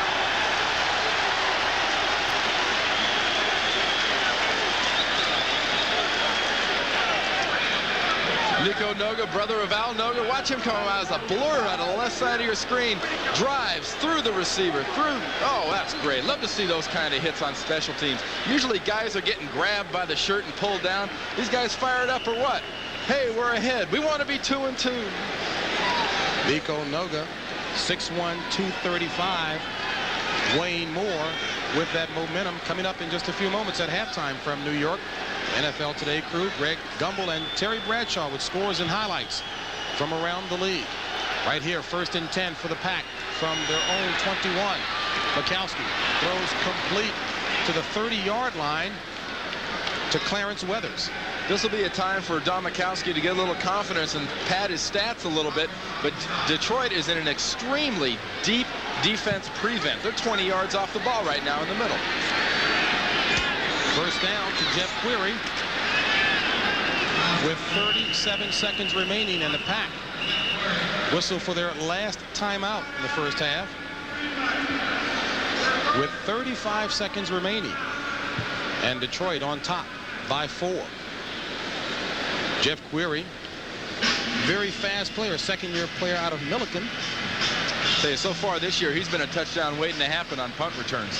He's had a couple situations where he's gotten some great blocking, a clean hole. They had 3 home games in a row the Packers did the last 3 weeks, and he just tripped up on the grass. I mean, there wasn't anybody around him, and he fell down. And boy, was he mad. He was banging the ball and kicking the ground. But this is the guy that's going to be a real impact player, not only on special teams, but also when they work him effectively into this offense. Jerry Holmes, the starting corner for Detroit, says he's their big play guy. You don't worry about Sterling Sharp making the big plays downfield. You worry about Jeff Query because he has that speed. Fans on hand witnessing a close one here in the first half from the Silverdome. James Brown along with Randy Cross. 14-10 ball game. Lions on top. 35 seconds remaining in the first half. Don Mikowski starting his second game of the 1990 season after a 45-day holdout. Mikowski throws it complete to Herman Fontenot. 2 yards shy of the first down marker. 8-yard pickup on that pass play. Now they need to get about 20, I would say 20 yards from right here to get effectively inside of Chris Jackie's field goal range. They don't have to go all the way downfield and try for a home run. Mikowski can drag a Query or drag a Sterling Sharp coming from one side across the other and get down right around the 30-yard line. As long as he can get out of bounds, they'll have a chance at a field goal. Chris Jackie has booted a 53-yarder, that coming this year against the Rams, his career best. Mikowski takes it himself and runs for another inside of the 40. So Mikowski running for the first down. 18 seconds remaining in the first half. Jimmy Williams on the stop. And Mikowski wisely stopping the clock with 13 seconds remaining. So as I mentioned, Chris Jackie, his career best, second-year player out of Texas El Paso, a 53-yarder. That came against the Rams in the Packers' victory, 36-24. Well, right now it would be somewhere between 55 and 56 yards if they got it. They've got 13 seconds left. It's probably time for one play to pick up. They have to have a minimum of five more yards to get them into the 50 to 51 range, and they have to get out of bounds because they have no timeouts. 2nd and 10 to Fontenot, and Fontenot, the clock still runs, and Green Bay will not get a chance to attempt the field goal because Fontenot did not get out of bounds. No timeouts remaining for Green Bay. Poor decision by a veteran ball player, Herman Fontenot. So that's the end of the first half with the score. Detroit 14, Green Bay 10. NFL Today halftime with Greg and Terry coming up.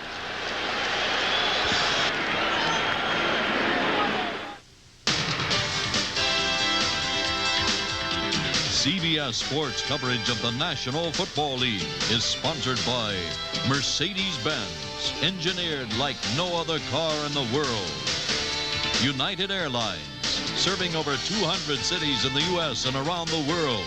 Come fly the friendly skies. And by Hewlett-Packard LaserJet printers. They'll get you noticed.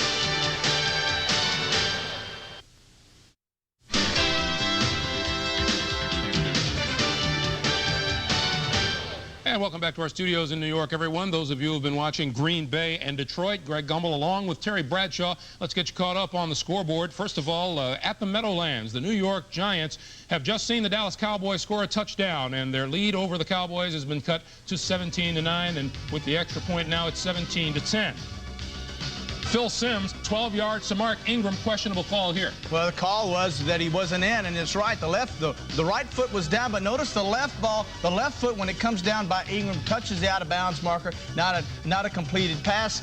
The Giants are smart enough to get up kicks extra point before can be reviewed. Phil Simms came back with a 7-yard touchdown pass to number 80, Bob Morosco there, and then Emmitt Smith from 3 yards out scores his first National Football League touchdown. The extra point was good, and so the Giants' lead over Dallas is now 17-10 early in the third quarter. Meanwhile, Indianapolis at Philadelphia, they've gone to the third quarter. The Eagles lead the Colts 17-10. Randall Cunningham has hit Keith Jackson for a 35-yard touchdown pass in that game. Tampa Bay at Minnesota. Third quarter score, the Bucks lead it by a touchdown. 10-3 is the score there. Wade Wilson looking on in street clothes as Rich Gannon got the start. Terry Bradshaw, you said that Tampa Bay was going to look to run the football. Gary Anderson does here. They are. Notice they're out of split backs. Both backs are split wide, and all that does is allow the guards into center. Against a team that has one middle linebacker, you can read him, and it's easier to block, easier for Testaverde to direct his running game. Well, under Rich Gannon, the Vikings aren't able to muster anything so far. It's 10-3 Bucks. In Detroit, the game you are watching now, the Lions leading the Green Bay Packers 14-10 at halftime. Rodney Peete to Richard Johnson for a touchdown that was called back, Terry. In the back of the end zone. It looks like it's a good catch, but the ref sitting in the backfield judge noticed that he did not have possession. That was a ruling. Now, you can see left hand a bobble, then the right hand, and then the ball goes down. And, of course, Wayne Fonts is irate, but no avail. It's still an incompletion. A little bit less than pleased as Wayne Fonts was 14-10 at halftime. The Lions with the 4-point lead. In Buffalo, they've gone to the third quarter, and the Broncos lead the Bills 14-3. Bobby Humphries gone over 100 yards for the third time this season. Thurman Thomas of the Bills, meanwhile, has been held to just 12 yards rushing. They're in the third quarter. The Broncos lead it. At Pittsburgh, the Steelers' offense just horrendous. The Dolphins lead it 21-3 in the third quarter. Pittsburgh had 1 first down in the first half, 27 total yards. Their offense is in deep trouble. The Dolphins lead it 21-3. Updating the Victor Kiam story in New England after again publicly apologizing to reporter Lisa Olson, Kiam stated on the NFL Today that management changes would be forthcoming. He hinted at a suspension of general manager Patrick Sullivan and called for Patriots players to step forward and apologize. Kiam has just told us he will address the squad before and after today's game against the Jets, and that what he has to say is, quote, much more important than football. We'll, of course, continue to monitor the situation for you. Major League Baseball, let's get you caught up with what's happening first in the American League East. The Toronto Blue Jays, starting the day 2 games back of Boston, lead the Red Sox 4-2 in the 4th inning. In the National League East, Pittsburgh and the Cardinals are scoreless in the 3rd inning. The Pirates starting the day 4 games up on the New York Mets, who are hosting the Chicago Cubs at Shea Stadium in New York. Andre Dawson's 2-run homer has the Cubs on top of the Mets in the 4th inning. We'll remind you that our coverage of the Major League Baseball Championship Series begins Thursday night with the NLCS Game 1. It begins at 8 o'clock Eastern Time here on CBS. We will take a time out now. After we tell you first, we'll update the score for you. Toronto and Boston is now a 4-3 Blue Jays lead over the Red Sox. And we'll continue after this word from your local station.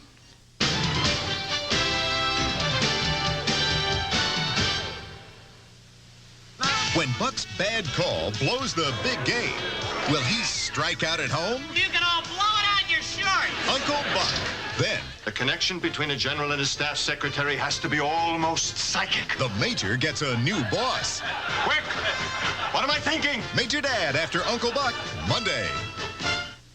A woman becomes trapped inside a deadly inferno while her family watches in helpless horror. I said, God, take her before she burns. Rescue 911, Tuesday. This is CBS. Hi, Jeff. Hi.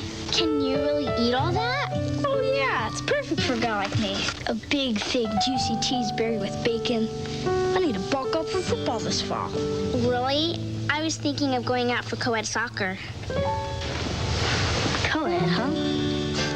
And now get a bacon cheeseburger, or mushroom and Swiss burger, or big deluxe burger with crispy curls and a medium soft drink for only $2.99. Only at Hardee's. All kinds of good stuff. It seems that everyone is on the move these days. And no matter where you're moving, or how you're moving, no other bank moves with you as well as Valley Bank. Because only Valley offers you the convenience of full-service banking at over 109 locations around the state. And that's a convenience you can use, no matter why you're moving. Strong, helpful, friendly, that's the Valley Banks. Fresh as morning, friendly as laughter, a good neighbor close to home. Piggly Wiggly, Piggly Wiggly, fresh, friendly, and close to home.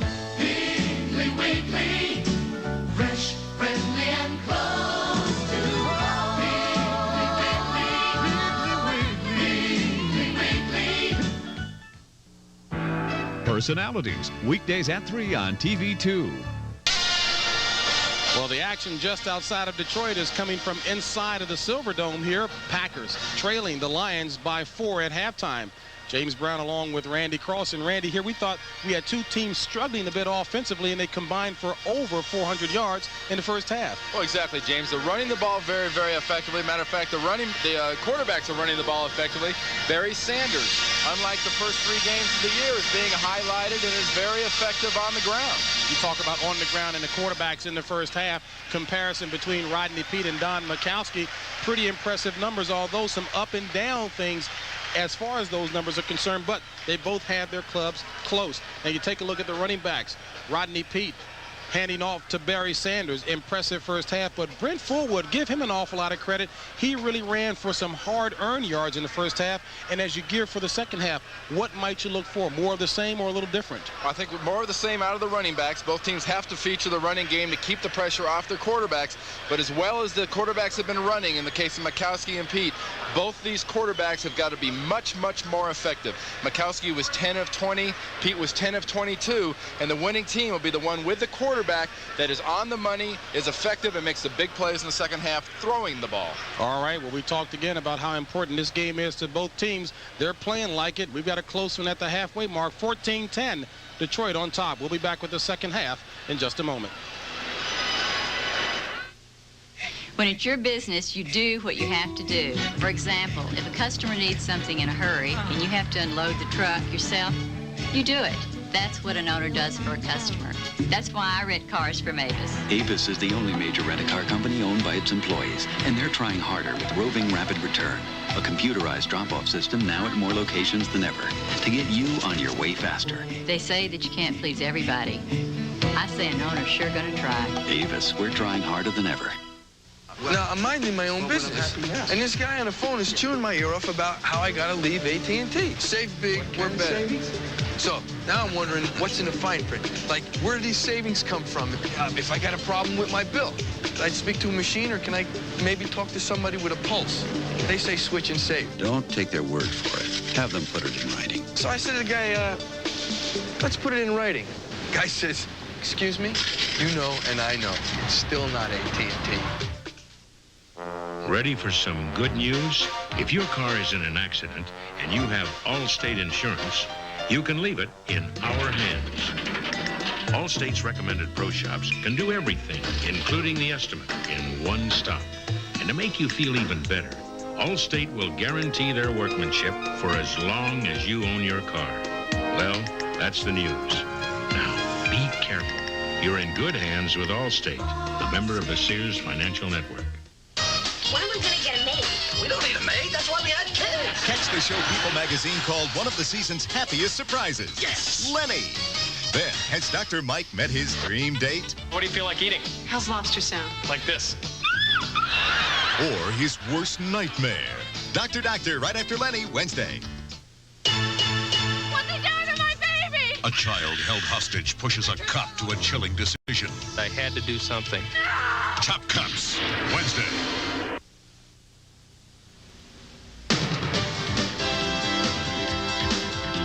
CBS Sports coverage of the National Football League is sponsored by Today's Chevrolet, who invite you to see why more people are winning with the heartbeat of America. Toshiba Copiers. Before your copier gets the best of you, get a better copier. Toshiba Copiers. And by America's favorite light beer, Miller Lite, the sole sponsor of the NFL Player of the Year Award.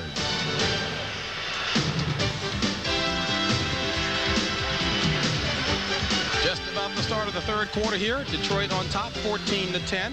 And the pictures coming courtesy of Captain Alan Judd and First Officer William Stupper. And not a small ship there, Randy. Well, exactly. It's about 60-some-odd yards long, 194 feet. I love those shots, too. You get from the blimp down on a stadium, indoor stadium like this. This place looks like a hat box on steroids. A hat box. Well, the hat, the top of the hat itself, somewhat transparent. Oh, boy, it wouldn't be enough room to do your job on the football field. They're 2/3 the size of a football field, but not much room in there. Exactly. I'm not real big on small places that get up real high.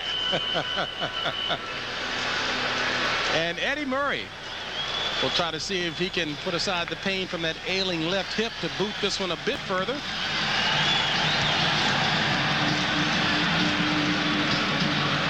From the 7, Bland again. He was hit last time by Nico Noga. Flag on a play as Bland is dropped at about the 14 by James Wilder, the recent acquisition from the Washington Redskins. But there is a flag on the play. And this one will push them down about a 7.5-yard line, because I would anticipate a illegal use of hands or a push in the back. Illegal use of hands, a block in the back, number 23 on receiving team. First down.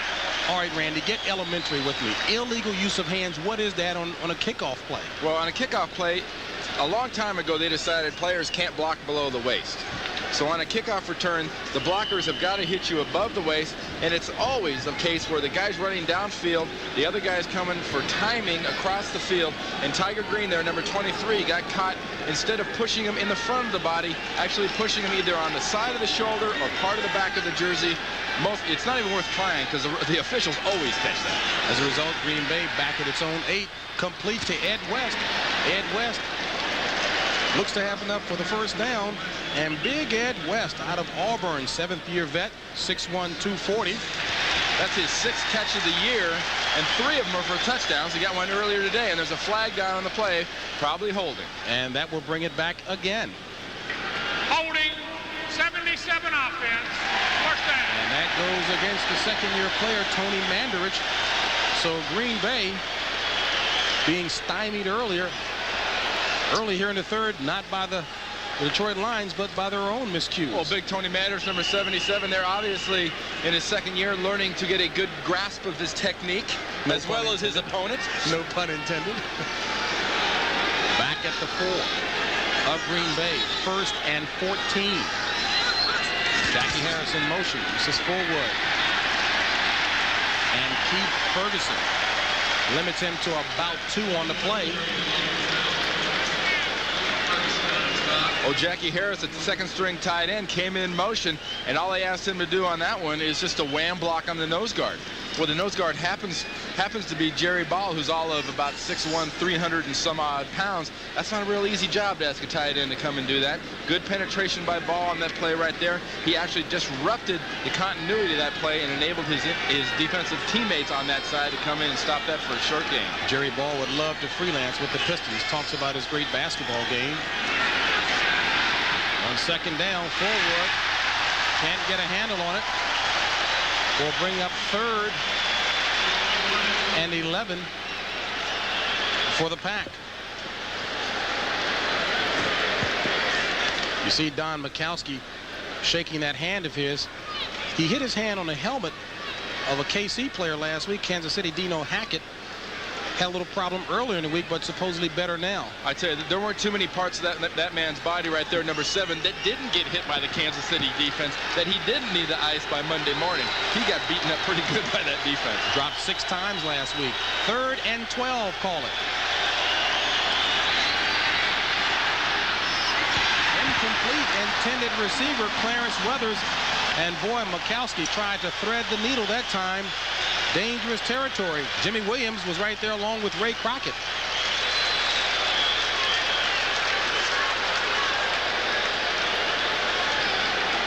And right now, Don Mikowski does seem a little bit rusty still. His timing's a little bit off, and you're taking chances like that. You're running the risk of, you know, having your arm trying to write a check your teammates can't cash, you know. Don Bracken back in his own end zone to punt for the Pack. Mel Gray back for the Lions. Gray from the 40. Inside the 35.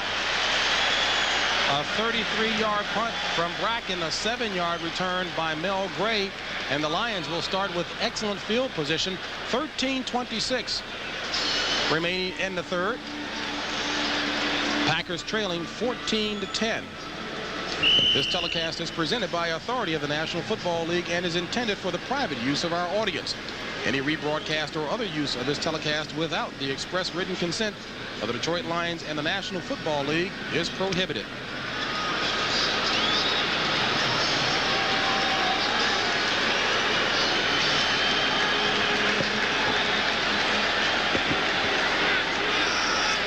First and 10 for the Lions. Pete, play action.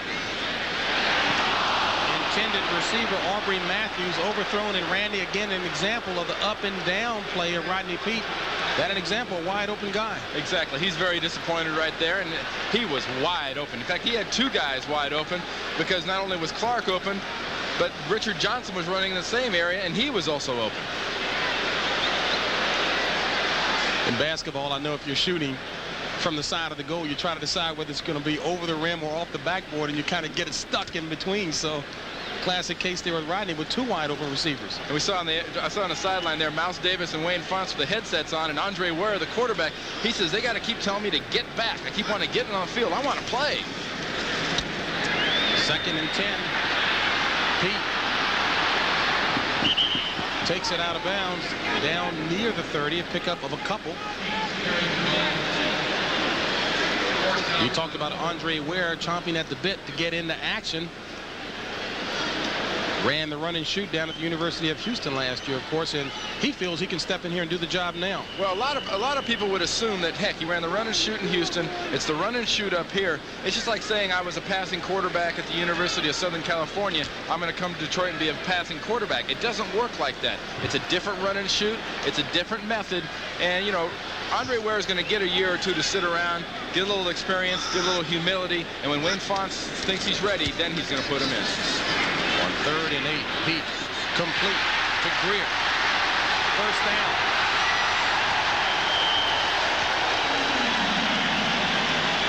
bounds at the 10 by Mark Murphy.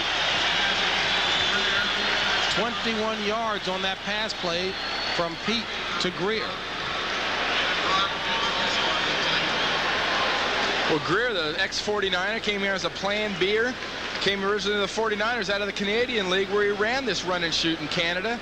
Comes out of the screen to the right there, number 89, and then it's just a matter of, well, sorry, Mark Murphy, you can't catch me with that kind of an angle, and he gains another 5 yards just using his speed. 1st and 10 from the 10.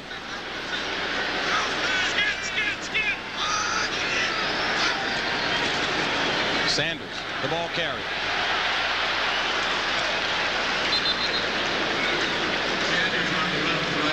Sanders with a pickup of 2 to 3 yards on the play. We talked about Terry Greer, only 2 catches this afternoon, but a whopping 2 catches for a total of 61 yards.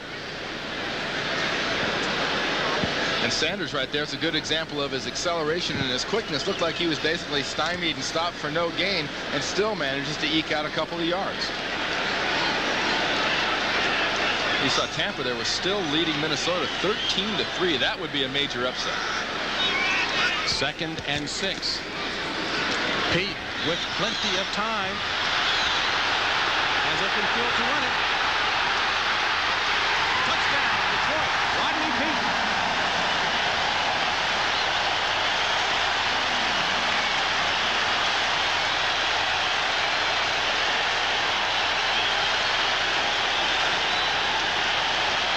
If there's any way to statistically give away some of your points or your yards on a run, Rodney Pete ought to give something up to Terry Greer, his wide receiver, number 89, who caught that nice pass coming across the middle play before last, right before the Sanders run, and on that one had a great block.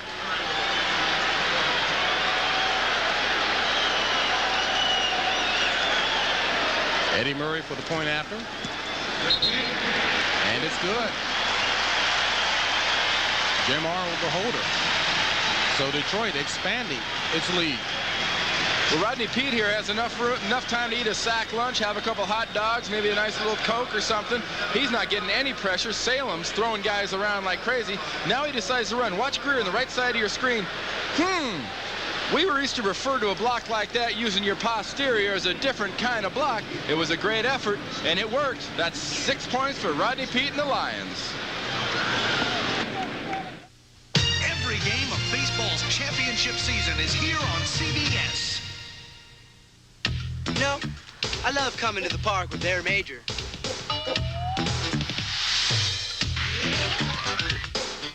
Because there's nothing better than spending a little time with man's 2 best friends. His dog and his beer. Miller Lite, the less filling beer that really tastes great. Hey, where's Major?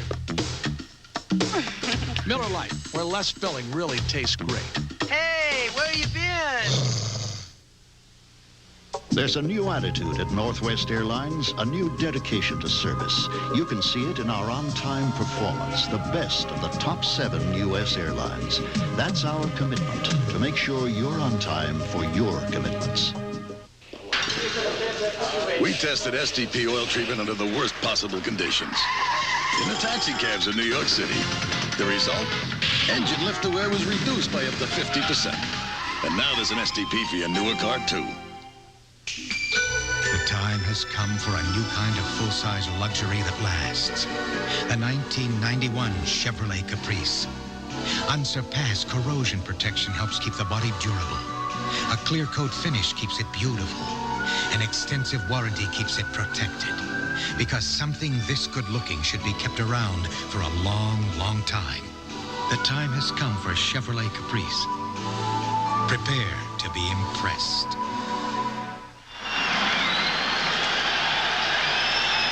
Well, the score is the reason for the fans cheering.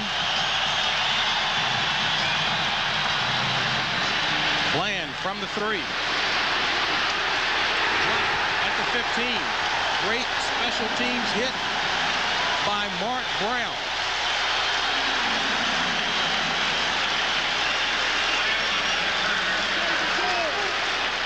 Well, taking another look at that touchdown, watch Rodney Peete, watch Richard Johnson. Pete never takes his eyes off him. Watch their head. Watch Pete's head. He's concentrating on Johnson the entire time, just runs right through that. Look at him. He never takes his eyes off the guy till he finally decides. He's still looking at him. He's still thinking about throwing to him. Now he's deciding to run. Terry Greer's using his backside to push Mark Lee out of the way. That's 6 points. Green Bay at its own 16, 1st and 10. 10:58 remaining in the third.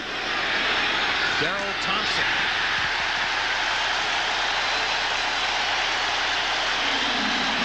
Toby Castone and Keith Ferguson doing the job. And the fans here at the Silverdome with plenty to cheer about at this point. Only a 2-yard gain. Home of the Detroit Lions since August of 1975, the Silverdome. James Brown along with Randy Cross, the Lions leading it by 11. 10:26 remaining in the third. Green Bay with the ball on 2nd and 9. And Detroit right now with all the fire and all the momentum. Don Majkowski needs to get a little fire and a little zip going in this Green Bay offense. Majkowski under pressure from Kevin Brooks. Throws it complete at the 40-yard line, and Perry Kemp this time holds on to it for the first down. 24-yard pass play. Sorry, JB. And Don Majkowski was very, very close to being downfield on that play. He almost was over the line of scrimmage before he threw that ball. From a statistical standpoint, if this is a rusty Don Majkowski, then once he does find the groove, he ought to be back in last year's form. Well, you know, Don Majkowski, you're looking at a quarterback that threw for over 4,000 yards last year. That is a highly unusual stat. It would appear they're going to review this. And let's mark the time now as the umpire signals it. I guess the question is whether or not perhaps Majkowski was over the line of scrimmage. Looked to be clean. Referee down on the field, Tom Dooley.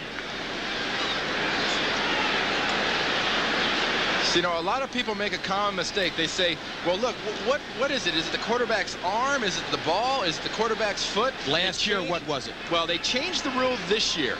It was the ball last year. This year, it is any part of the quarterback's body. After further review, the play will stand as called. It's first down. They've reviewed it and they've decided that, but it's any part of the quarterback's body is over that line of scrimmage. And here's Majkowski throwing on about the 32-yard line or so. He was not over the line of scrimmage, but it's any part of the quarterback's body. His foot, his hand, the ball, anything. Play action on first down to Woodside. Woodside drop in the backfield. Give the credit to Michael Kofer, 8th-year linebacker out of Tennessee. And boy, let me tell you, you won't find a more physically fit, well-defined backer in the game than Michael Kofer. He's in great shape, and that was a great read by Kofer in that case. It was just a quick little screen set up by the Packers, but specifically Rich Moran, the left guard, number 57, couldn't get out there in time to get Kofer, who read the screen so fast he sliced in and never gave the back much of a chance. Drop for a loss, brings up a 2nd and 13. Tampa Bay on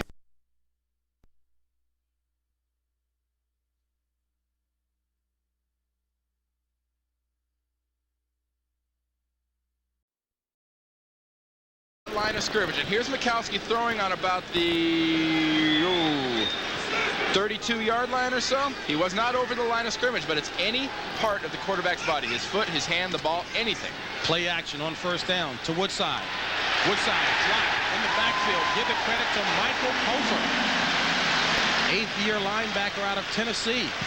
And boy, let me tell you, you won't find a more physically fit, well-defined backer in the game than Michael Kofer. He's in great shape, and that was a great read by Kofer in that case. It was just a quick little screen set up by the Packers, but specifically Rich Moran, the left guard, number 57, couldn't get out there in time to get Kofer, who read the screen so fast he sliced in and never gave the back much of a chance.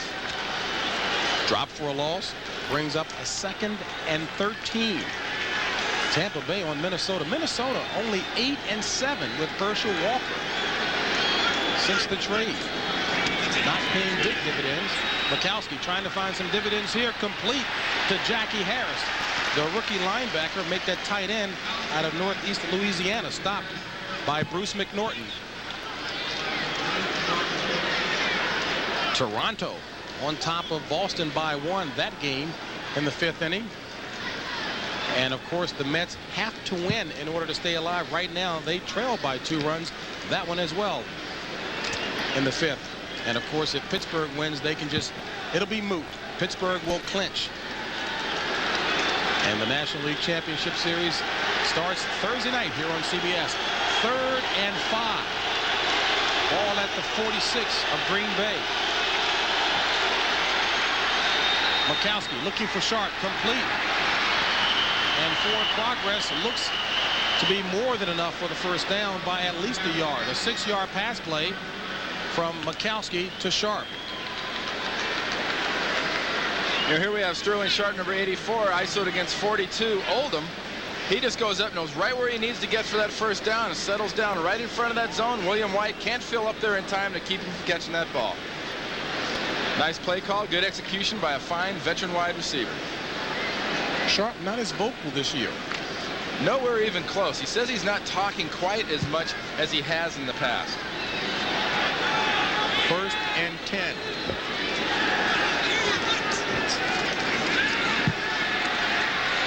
Mikowski complete to Woodside. 5-yard pass play will bring up a 2nd and 5. And that was a good case of concentration by Woodside there. And Lindy Infante is expecting some good things out of Woodside, coming back from a preseason injury. But he would, in that case, for you young wide receivers or young backs out there, he looked that ball all the way in. He knew there was a defender on his back. He knew there was people near him that were going to hit him. He looked it all the way in and tucked it before he turned around and looked upfield for an tackler. Woodside helping Mikowski on this drive. Mikowski 5 of 5 on 2nd and 5. Batted down. Jackie Klein, all 6'5", 280 of them from Alabama. Lions picked him up looking for some healthy bodies. Well, that's a healthy size body at least. And, you know, it's one of those instances they're not getting that much pressure. Watch this on the outside. Second guy in is Jackie Klein, but watch, nice pocket forms. Klein just can't get there, so he jumps up and knocks the pass down. Mikowski setting back. Klein's in no real danger of sacking him there, but Mikowski happens to throw it right into one of those big paws Klein put up. From the 43 of Detroit, 3rd and 5, flag on the play.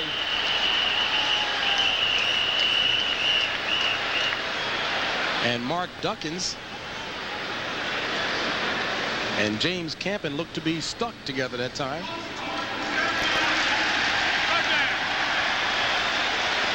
Keith Euchre, the culprit that time, as you take a look at Lindy Infante. He's got that look on his face, kind of like what he was telling us last night at the hotel. You know, if it's not an offsides, it's a bad decision by the quarterback. If it's not a bad decision by the quarterback, it's a drop ball. He goes, it's just been that sort of a year so far for the Green Bay offense. It's always something. Something keeps happening, and folks, that is not a happy camper. Well, he made it quite clear that offensively his team is not in sync, but he said, hey, the problems we suffer from, nothing that a victory can cure. 3rd and 10. Mikowski, flag on the play, loses the ball, live ball, looks to be Detroit, and it is. Tracy Hayworth, the rookie out of Tennessee, recovering the fumble. And we've got a flag down on the field, James, and it looked like Sterling Sharp jumped offsides just before the snap. Well, that shot of Lindy Infante said it all. So it stays Lions ball. Now we can't see Sharp on the outside moving, but watch this ball get slapped out of Don Mikowski's hands. He's trying to move up. He doesn't get slapped. He just flat out drops it. And Tracy Hayworth just drops right on top of it. That's one of those self-destructing dumb mistakes the Packers have been making, and Detroit should take advantage.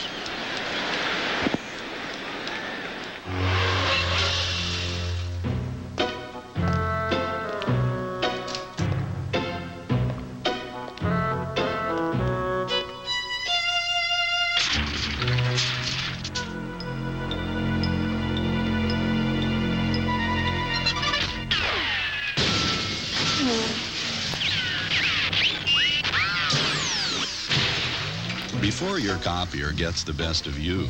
Get a better copier. We built this business to help insure your dreams. Built this business to make you feel safe and secure. We built this business to build your future. ITT built these businesses into leaders. We built them by taking care of people. We built this business. We built this business to build your dreams. Built this business. Last year, more truck owners switched to Chevrolet than to any other truck. Listen to the heartbeat. Nearly 200,000 in just 1 year. So if you're still not driving a Chevy, what are you waiting for? More people are winning with The heartbeat of America. Today's truck is Chevrolet. Now there's a new way to look at America and a new place to look at the world. CBS News presents America Tonight, beginning Monday. So the Green Bay defense back on the field, 1st and 10 from midfield. Pete. Incomplete, intended receiver Aubrey Matthews, and the ball is dead. And so is Rodney Pete. Well,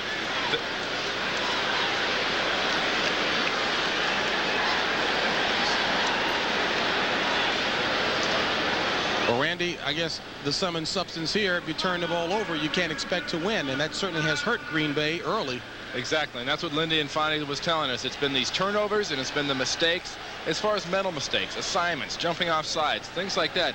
I mean, everybody makes an awful lot of this plus and minus and turnovers, and some people kind of poo-poo it and say, that's no big deal. Plus and minus on your turnovers is very, very important. And right now, Green Bay is way behind. They have 10 in the first 3 games. 2nd and 10. Pete, feeling the pressure, lets it go. He throws it incomplete in the direction of Richard Johnson. On the last play, Aubrey Matthews came off to the sidelines looking as if that right shoulder or that left shoulder of his had really been whacked pretty good, and he's over in the sidelines being tended to. The shoulder and also right in the bicep area. Oh, exactly. Well, he was hung out there pretty good by that pass. He was concentrating on the throw, and Jerry Holmes, number 44, came in and put a helmet right on his shoulder. You know, that could be kind of a situation where a wide receiver gets a bit of a stinger. It gets a bit of a nerve. You see the trainer's working on him there. He's got his arm under the sleeve, and he's just trying to check out how bad exactly it is. Jason Phillips in. Wide receiver on 3rd down. Incomplete. Intended receiver Terry Greer. And Mark Lee applying the hit. Well, you see that look on Terry Greer's face. I guess he got poked in the eye or something.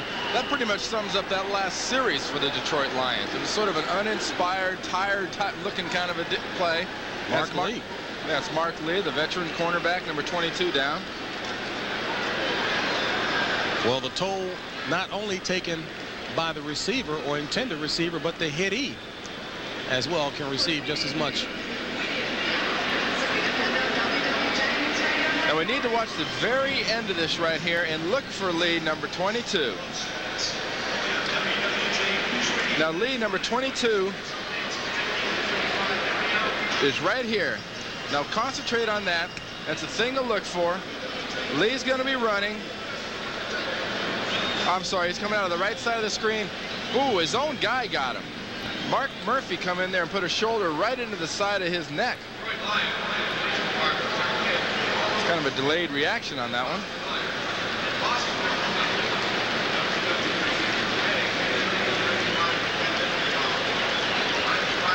People talk all the time about stingers and pinched nerves. That looks like the kind of situation where you get in there, somebody gives you that shot.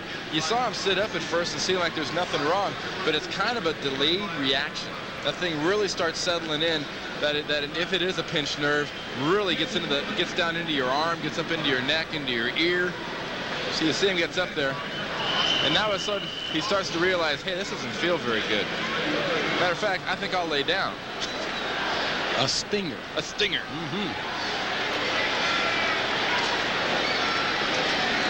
Jim Arnold on the punt for the Lions. A good high one.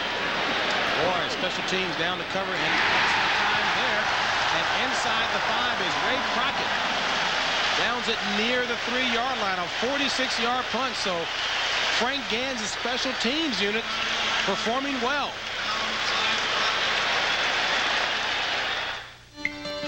Not long ago, one of the first Lumina sedans was bought by a family of 5. They said they liked how smooth it was, all the room it had, and they liked the price. Since then, the Lumina sedan has quickly become the best-selling new car name in America. Apparently, a lot of people are winning with the heartbeat of America. That's today's Chevrolet. And now it's easier than ever to win with a heartbeat.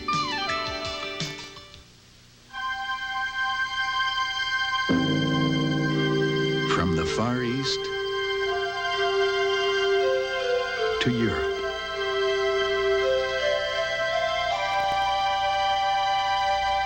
Across the Caribbean and throughout North America, only one airline covers so much of the world with so much warmth. We love to fly and it shows. You know, I love coming to the park with Air Major.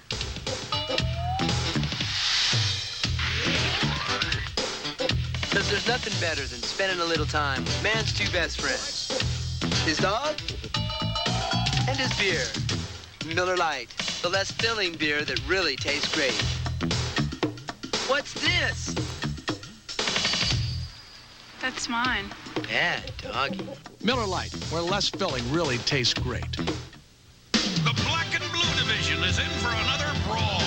Packers, Bears, Sunday, Bloody Sunday. Next weekend, 12:30 Eastern. With the Lions on top by 11, that is the look of a man whose unit is on the field quite a bit. Hank Bullock, the defensive coordinator for the Green Bay Packers. And look, he's got his game plan with a shoestring tied through it, hanging off his belt. Some guys sticking it in their belt. That's a great little invention. He might be able to patent that thing for coaches. Where do you put those things when you're not looking at them? From its own 3, Green Bay, 1st and 10. Fullwood. Flag on the play as Fullwood gets up near the 7. And maybe a holding call down here.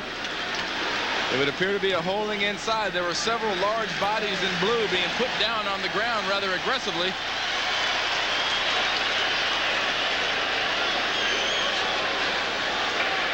Holding, 65 offense, first down. Well, that's on the veteran Ron Hallstrom, 9th-year player out of Iowa. 6'6", 300 pounds. What's somebody that big got a hold for? In the meantime, for you Detroit Lions fans, Aubrey Matthews taken to the locker room for x-rays of that left arm of his. As soon as we get a report, we'll pass along. 1st and 11 from the 2 of Green Bay. Bukowski going for the home run ball for Sterling Sharp, incomplete, as Leroy Irvin step for step. And Green Bay hasn't had great field position very often the last several series. And that's one of the strengths of the Detroit Lions. We keep talking about Frank Gans. Frank Gans, their special teams coach. They tend to pin people back. Jim Arnold, number 6, is a fine punter, and their coverage guys have gotten down, and they nailed that ball inside the 5 twice now. Now, that's very, very key. Even if Green Bay manages to get a first down here, they're going to get the ball back, they being Detroit, about the 50-yard line with another opportunity. Last time they got it in good position and wasted it. That was a shot of Frank Gans, the special teams coordinator, on 2nd and 11. Bukowski has to get rid of it. Some of the fans want an intentional grounding here. There's an example, James. The referee's job is to take care of the quarterback and to watch the quarterback. He never took his eyes off of Don Mikowski to be sure he wasn't hit late, and by doing that was not able to see that there was not a receiver within 20 yards of that ball. That was intentionally thrown out there, and it was a play, I believe, where you could call intentional grounding in the end zone, which would be a safety. Give the credit pressure-wise to Dennis Gibson, the right inside linebacker, and Jimmy Williams, the left outside linebacker of the Lions. 3rd and 11.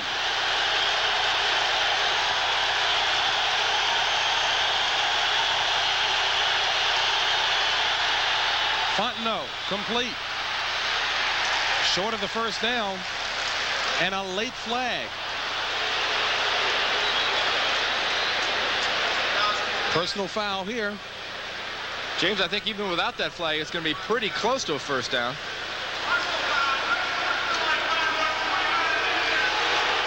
Well, that's on Bruce McNorton, so that'll give Green Bay the first down. Detroit seemed to have just wasted a golden opportunity to keep them down inside, keep the Packers inside down. Watch McNorton come in from the right. He'll be number 29. Okay, Jimmy Williams hits him. White hits him. Oh, clearly down. Good call by the officials. A little bit too aggressive. And there's Wayne asking for another interpretation. And the official would seem to be giving him a very animated explanation. Wayne accepts it. 1st and 10 for the Pack. Ball at the 27 of Green Bay. 4:19 remaining in the third. Packers trailing by 11 and flags on the play.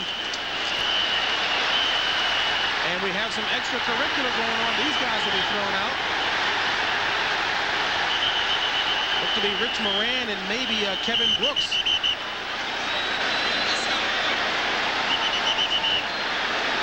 Now, when you get a minute to think about it, how much are these two big guys going to hurt each other, punching each other in the head? All you're going to do is hurt your hand on the helmet.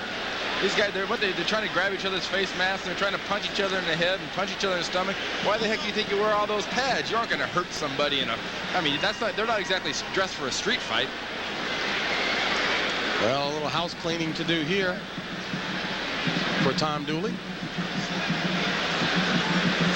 We have a false start on the offense. We have offsetting penalties. 57 on Green Bay, 97 on Detroit, are disqualified.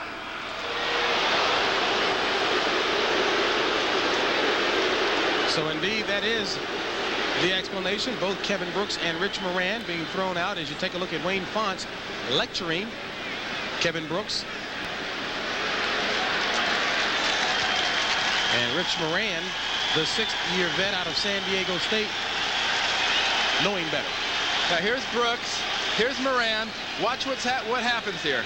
A little bit of an emotional conflict, you might say. Brooks is getting frustrated. He takes the first swing. Moran hits second. See, the problem there is hitting back. You start hitting back, you're going to be the guy that gets caught, and it's going to get frustrated. I mean, Moran didn't start that, but he's no less out of the game right now than Brooks is. That's really a lack of poise. It's a lack of concentration. And to be honest with you, it's a lack of concern for your teammates. This is not the time to get thrown out of a game.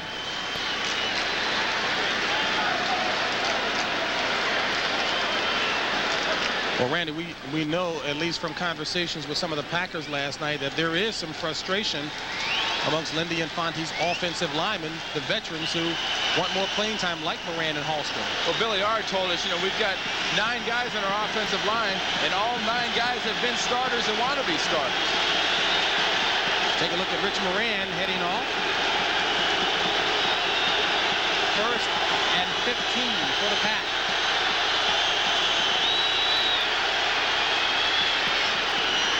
In the direction of Sterling Sharp, trapped by Leroy Urban.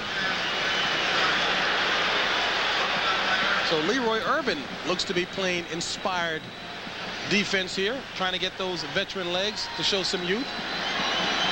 Well, this is a situation that's going to be a real challenge for Don Mikowski. He hasn't been in these game situations, so in his second week, he's just going to have to call something up from deep down inside in his gut and rally this team back, because the Packers right now, the most emotion and the most fire the Packers have shown in this half is when Rich Moran got in a fight with Kevin Brooks just now, and he got thrown out of the game. 2nd and 15 from its own 22. Mikowski complete to Sharp. Well shy of the first down marker by about 8 yards. Pushed out of bounds by Chris Oldham. 7-yard pickup on a play will bring up a 3rd and 8. Cowboys have scored. By the way, Phil Simms has been pulled out of the game there because of the pad the Giants are enjoying over the Cowboys. And for those of you following baseball, the Mets have moved ahead by 1 run. A little credit to a 2-run homer by Andre Dawson. Third.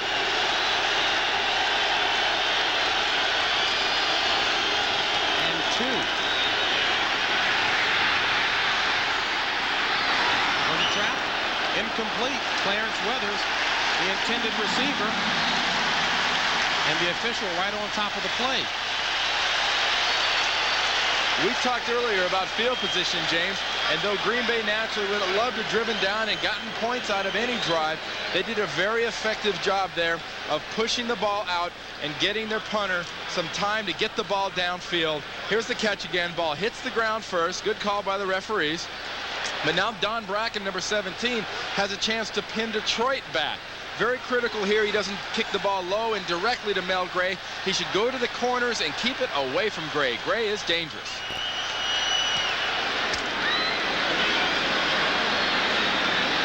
Gray from the 24. Dropped at about the 29.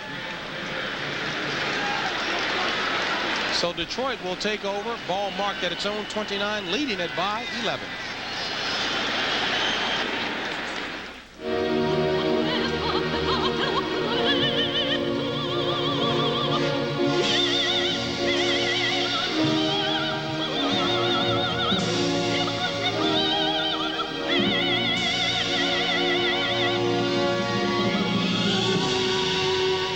Just a reminder, proper maintenance with AC Delco parts can significantly reduce premature wrinkles. AC Delco, it's like buying time. They'll never stop until you and your family are dead. If you're aiming to kill Steven Seagal, I don't know if that'd be a very wise career move. you only get one chance. Unbelievable. Then, it's his turn. One thought he was invincible. The other thought he could fly. They were both wrong. But Steven Seagal is marked for death. Is that right? Rated R. Starts Friday at theaters everywhere. Here's another demonstration of Chevy versus Ford. This one has socially redeeming value. We're loading up these full-size pickups with recyclables. The Chevy has a standard payload advantage of over 400 pounds. That's a pile of payload the Ford leaves behind. No wonder so many truck owners recycle their trucks for Chevys. More people are winning with The heartbeat of America. today's truck is Chevrolet.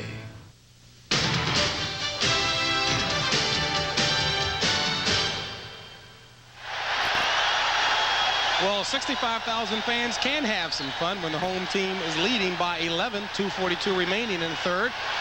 And Randy Cross admitted that he was in error earlier. Let me correct something. New York leading Chicago 3-2. I mentioned on the strength of an Andre Dawson home run. And, of course, he plays for Chicago. And, of course, we will see the National League Championship Series right here on CBS next Thursday, prime time. 1st and 10 for the Lions. Ball at the 30. Sanders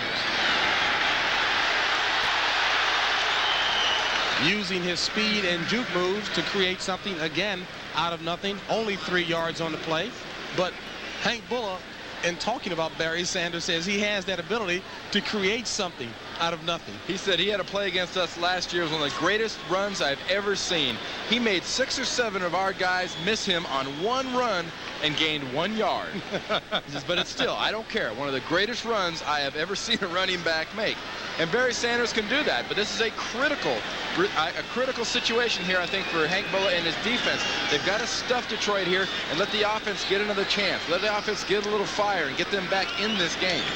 Number 33 on 2nd and 7. Flag on a play, complete to Greer. And Greer up near the 45-yard line. But there is a flag on the play.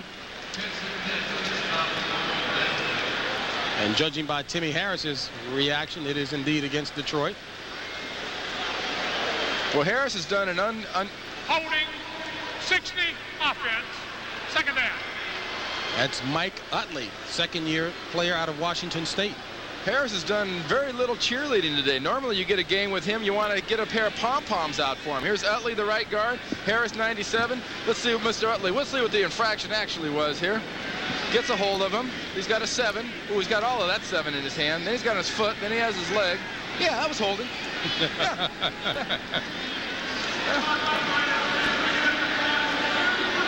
Look at all the pads Utley's wearing underneath that jersey. He's got kidney pads. He's got shoulder pads.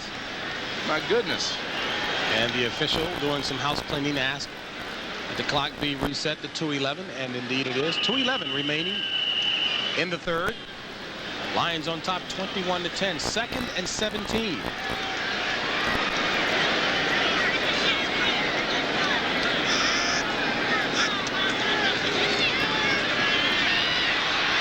Sack. First sack of the afternoon suffered by Rodney Peete. And give the credit to Burnell Dent, fifth-year player out of Tulane.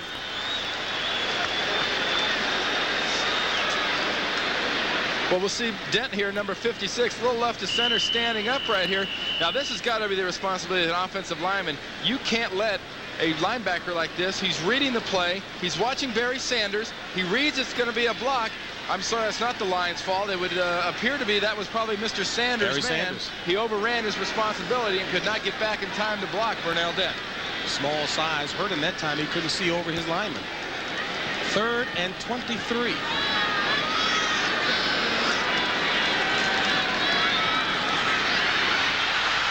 And Peete just gets it away in time to Jason Phillips. And Phillips hog-tied by Jerry Holmes. Will not be nearly enough for the first down. Pressure applied that time by Scott Stephen. Green Bay is getting much more effective pass rush on Rodney Peete. More pressure. What the key to stopping the run and shoot from a pressure standpoint is, you've got to fool them in the first 3 steps. If you can disguise your coverages, you can disguise what you're doing in the first 3 steps, the quarterback can't make that quick decision and throw. He must sit back there a little longer, and then instead of being a weapon, he becomes a target the longer he's back there. Well, the weapon for Green Bay back there is Jeff Query, waiting to receive the Jim Arnold punt.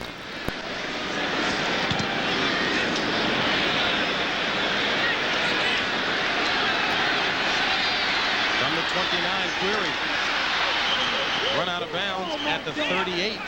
A 47-yard punt, 10-yard return, 4-4 hang time. And we're live from the Silverdome. Beautiful outside. Good action on the inside. Detroit Lions leading it 21-10. James Brown along with Randy Cross, and these two teams come into today's action records of 1-2, 3-way tie in the NFC Central for third place. And I tell you, Minnesota, boy, surprising that this team was expected to do even better. Right now, they were losing the last score we saw to Tampa Bay. Exactly. It's going to be a wild finish in the AFC Central. But we talked at the top of the show about the Packer offense against the defense of Detroit. And so far in this game, the Packer offense has lacked the emotion and the execution necessary to win a game like this. Gary Kemp completed from Don Mikowski, and depending upon the spot, close to the first down marker. As the clock winds down toward the end of the third quarter here. And the spot is a good one. That will be a first down for Green Bay, and they'll have that first down to start the fourth quarter. That's the end of the third quarter with the score: Detroit 21, Green Bay 10. Our coverage will continue after this message from your local station. You're watching the NFL on CBS.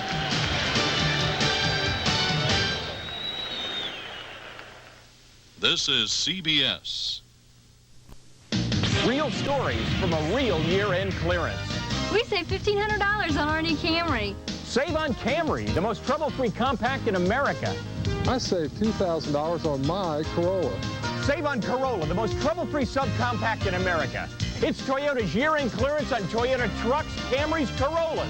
Every Toyota car and truck. I saved $1,400 on my Toyota truck. Stop waiting. Toyota's year-end clearance is here. Hurry in now. Who comes to mind when you think of a strong, innovative bank serving over 5 million customers here and across the country?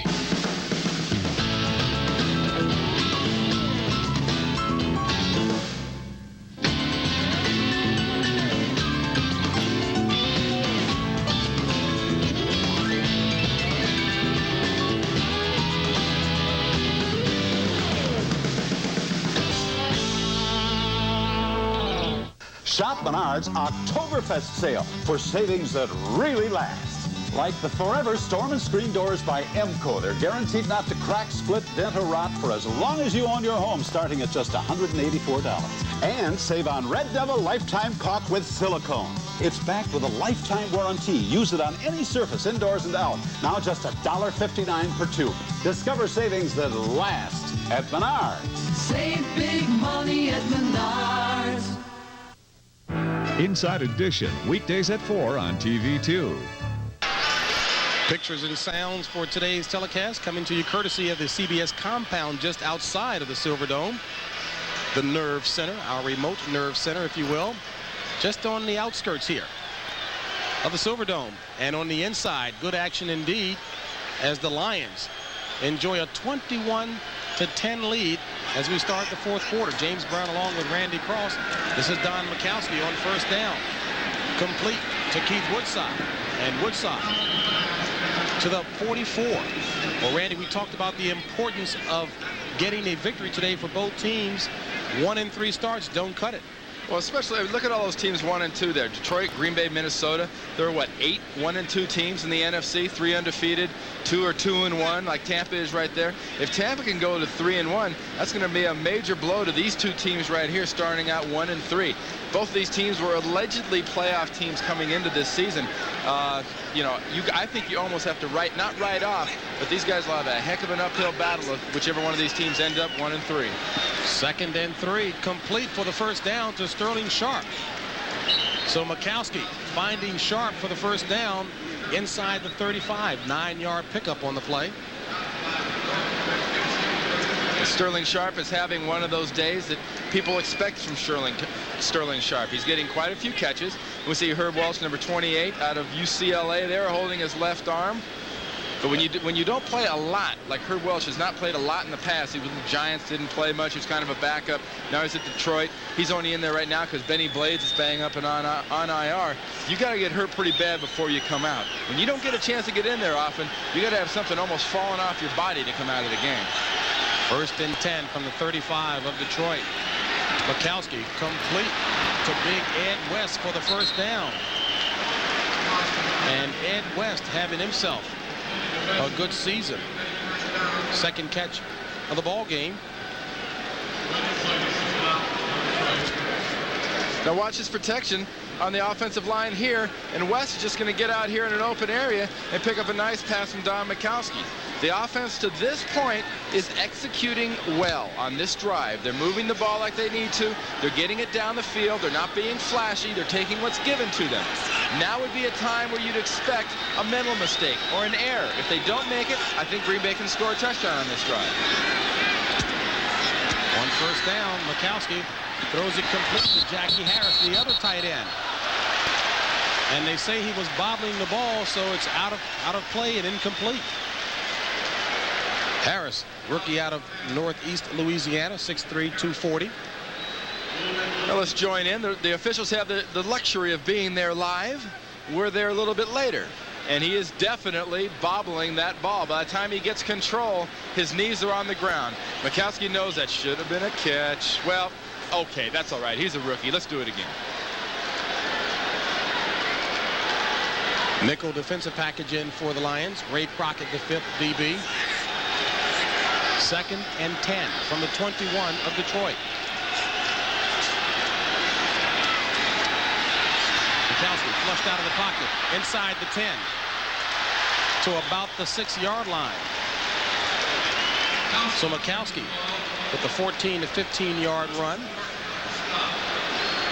You know, Mikowski's not a flashy runner. He is a leader. He's the kind of guy you like to play for if you're an offensive player. You look at him, he's got that kind of different look to him. Can't even describe it. The great ones have that different look to them when they play. They just kind of command attention. Don Mikowski commands attention. You're not going to get out any highlight films or training films watching him run. I mean, he's out there trying to make moves. Looks like he's pulling muscles. A real athlete. 4 rushes for 70 yards. 1st and goal. Ball at the 6. 11:55 remaining in the game. Forward. Gain of maybe 2.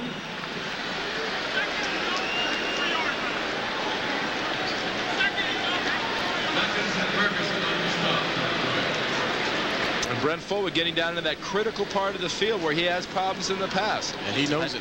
I know I did a game last year with Tim Ryan, the Rams and the Green Bay Packers, which the Rams ended up winning 41-38. He fumbled in a critical situation. Last week against Kansas City, he fumbled on the 1-yard line. And his coach, Coach Pete, told us last night, you know, it's starting to bug this guy a little bit. He's thinking about fumbling the ball.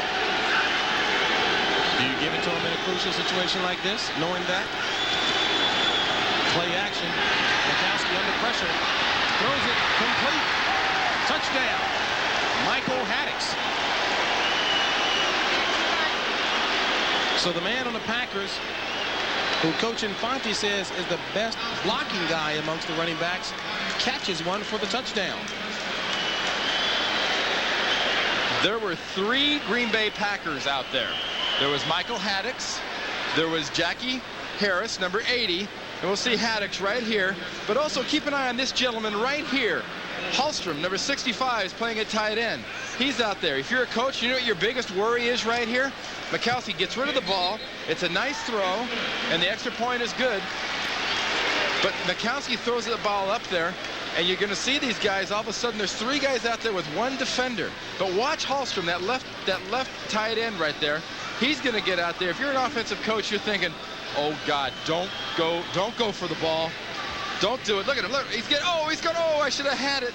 Look at that guy. It's an offensive lineman's dream. He saw those hands go out, and common sense took over. He said, I'll let the real guy catch it.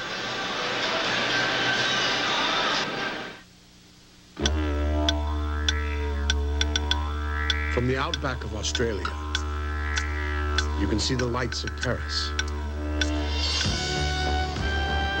Or survey the castles of Frankfurt from atop the Great Wall. From Mount Fuji, you can see the Champs-Élysées. Through the eyes of a Buddha in Thailand, you can see the Rhine rolling through Germany. And from the Kansas heartland, you can see the heart of France. You can see it all on United, because the airline that spreads its wings across Asia and the U.S. now turns toward Europe, beginning with Frankfurt and Paris. Come see it all on the airline that spans more than half the world.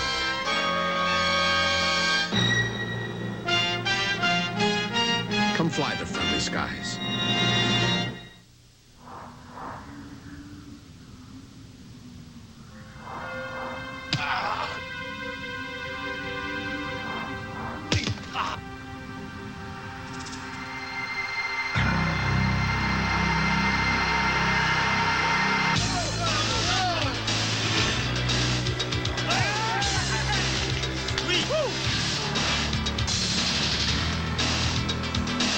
Next time. This game summary is sponsored by Levi's 505, 506, and 540 jeans. As Chris Jackie kicks it off for Green Bay, Mel Gray from the 5. Across the 30. Out of bounds near midfield. So the man who's the NFL's leading kickoff returner showing you why. And Randy, as you take a look at the numbers here, some pretty impressive statistics from the big players in today's game, but get inside of those stats. I mean, do they mean an awful lot? Well, Sanders is effective running the ball. You know, Rodney Peete has not been very effective throwing the ball, but the running game has made up for that. I think what Detroit has done very effectively so far until that last drive is they have shut down the Green Bay offense pretty well. Now, the Green Bay's offense was efficient. They were running their type of offense, and they were running the ball very good. Well, the most important stat, Detroit ahead by 4 with 10:48 remaining. And Peete, with all kinds of time, throws it complete to Greer, who has the first down inside the 40. Brought down by Mark Lee.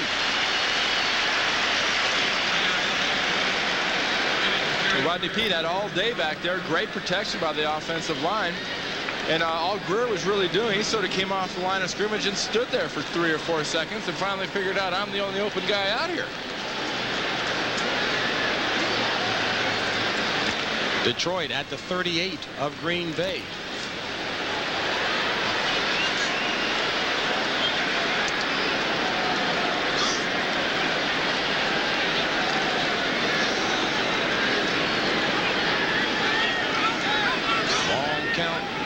by Pete. Sanders. So about the 32. Caught on a 6-yard pickup by Barry Sanders, who's inching toward the 100-yard rushing mark. 9:38 remaining in the contest.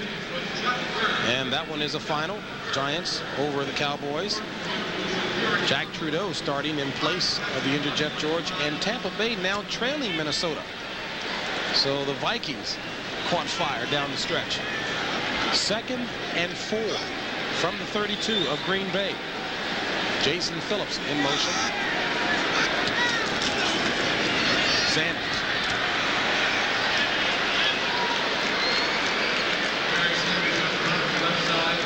This is the part of the game Detroit can afford to be a little bit more methodical now. They don't have to take as many chances. They've got that ball going. They're going to run up as much of this clock as they possibly can.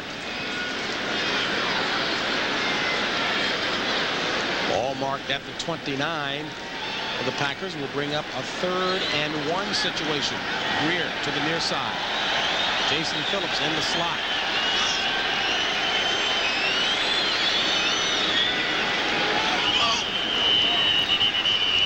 And a flag dropped before the play is run. False start signaled against Lomas Brown, who's back in. And Lomas, the 60-year veteran out of Florida, shaking his head knowing, hey, as a vet, I'm not supposed to make those kind of mistakes. And that offsides moves things out of the realm of a short dive over the pile for a first down into probably a safe type of a pass. It also puts him at the outside of Eddie Murray's field goal range. Brings up a 3rd and 6 specifically. Sanders. Dropped by Burnell Dent, assistant Scott Stevens.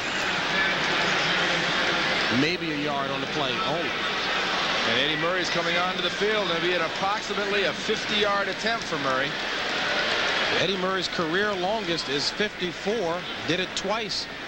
The last time against the San Francisco 49ers, but that back in 1983 playoff game in December. This will be a 50-yard field goal attempt.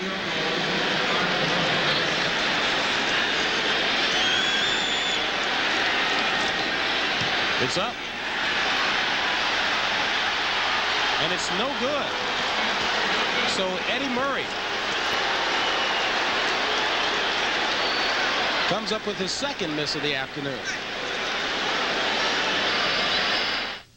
When you're on top, everybody wants a shot at you. It's so hard to win in the world today, so you do the best in a better way. That's why only one truck uses the most advanced durability testing.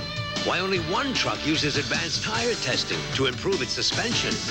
Ford trucks, the best ever rest. That's why Ford trucks offer exclusive push-button 4-wheel drive and have robotic windshield installation for perfect fits every time. And to stay on top, you know you can't stand still, cause you don't know how, and you never will. Ford trucks, the best never rest. While the competition tries to make trucks as good as ours, we never stop working to make ours even better. Ford trucks, the best never rest. The best built, best-selling American trucks are built Ford tough. Wouldn't it be great if you were center ring facing the great Garbanzo in the wrestling match of the year? And wouldn't it be great if the sponsor was a beer? A really great beer like Keystone, the fresh cold filtered beer in a can that tastes like beer in a bottle because of Keystone's specially lined can. And wouldn't it be great if Garbanzo excused himself and you left with his manager, the lovely Darlene? Cold filtered Keystone and Keystone Light. Bottled beer taste in a can. Wouldn't that be great? CBS Sports coverage of the National Football League is sponsored by Ford and your Ford dealer. Have you driven a Ford lately? AT&T, the right choice. And by Keystone and Keystone Light, bottled beer taste in a can. Wouldn't that be great? 7:24 remaining in this contest as Wayne Fonts watches his defense in action after that big penalty on Loma's ground moved Eddie Murray out of field goal range. The Packers take over. Good field position from their own 33. Mikowski on first down. Throws it complete to Kemp, who's across midfield at the 49 of Detroit. And Don Mikowski's starting to get kind of the feel back. You know, he's throwing some of these passes in the last 2 possessions now by Green Bay, where he's kind of getting that bounce back in his step, like, yeah, I remember this. This is how I throw those passes. This is how I make these comebacks happen. You know, I really found it interesting. You mentioned before that short of him during his holdout standing out on the freeway to get accustomed to the pressure, there's nothing like being here and feeling it and getting hit. Oh, exactly. You cannot reproduce a football situation when you're holding out and you're not around a football game. Play action on first down. Mikowski complete again to Kemp, who loses the ball. It's live, and it looks like Detroit has recovered.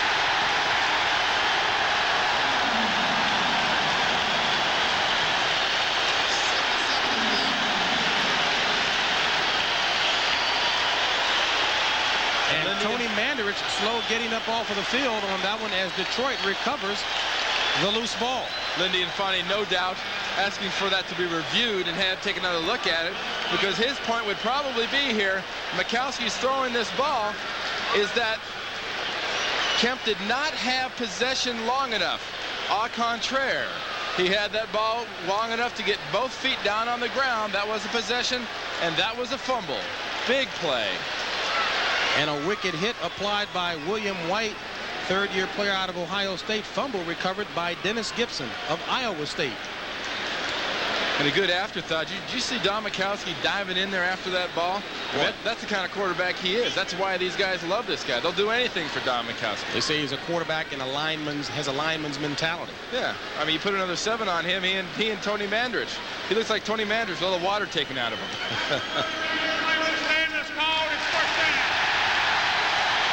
I don't think the fans would have stood for anything but that kind of decision on that replay. We'll see it again. Now watch Kemp get the ball. He's got it. 1, 2. 2 feet clearly down and on the ground, and the ball is coming loose as soon as William White hits him. That ball's coming out of there. Back to live action. Detroit 1st and 10 from midfield with 6:20 remaining in the contest. Pete going to his third option. Clark complete inside the 40 to about the 37-yard line. Good enough for the first down. So Robert Clark using good moves to pick up the first down. I'll say one thing for these little wide receivers like Clark and Johnson and Phillips and Matthews. They don't mind catching that ball on the outside and going inside where those linebackers live. I mean, these guys are only 5'6", 5'7", 5'8". You'd think they'd want to stay out there by the sidelines where things are safe, but they're going in there. Makes Brian Noble, 91, miss. Holland, number 50, had a shot at him. Nobody could get him. Good gutsy move.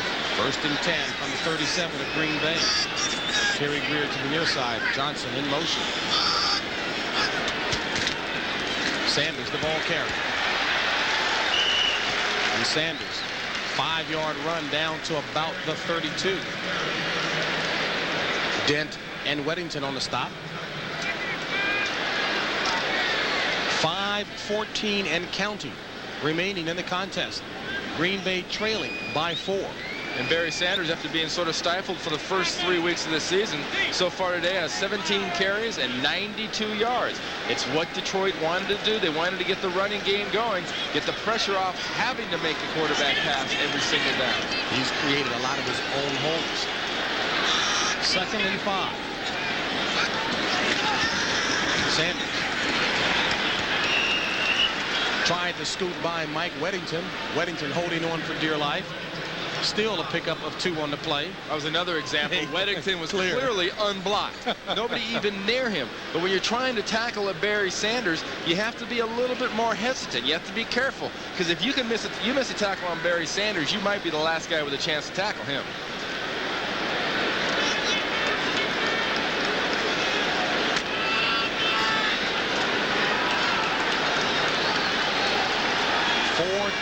And counting. 3rd and 2 from the 30.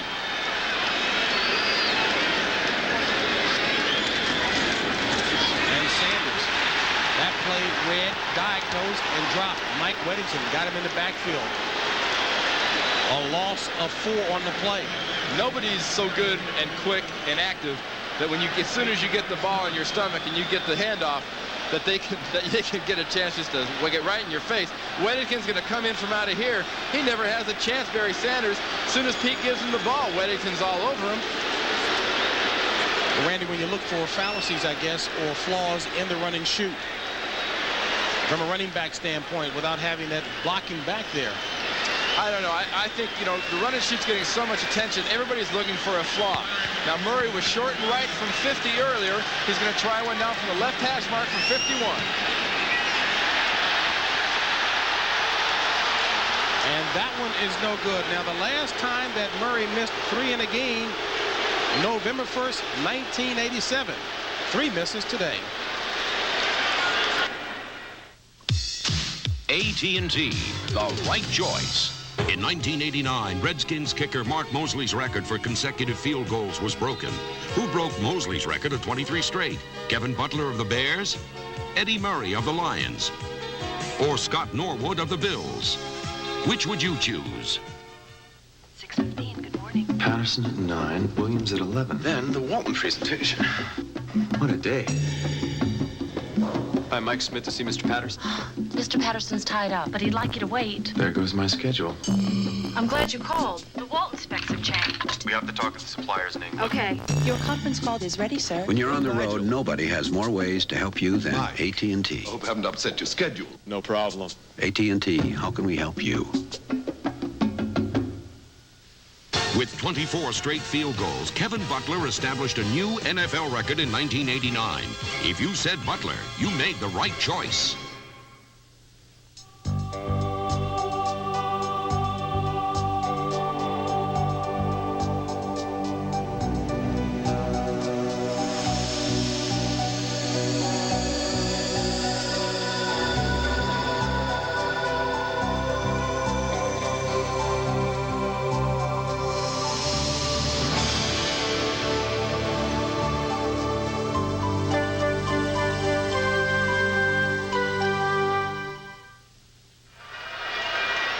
Coming up tonight on CBS, the headlines at the checkout counter say Roseanne puts voodoo curse on her ex-hubby. Oprah sends and spends $4 million to keep her boyfriend. Who are they kidding? That'll be coming up tonight on 60 Minutes, and that'll be followed by Murder, She Wrote, and the CBS Sunday movie The Face of Fear, starring Lee Horsley and Pam Dauber, a psychological thriller. And right now, we've got a thriller here. 4 points separating these two. Lions on top.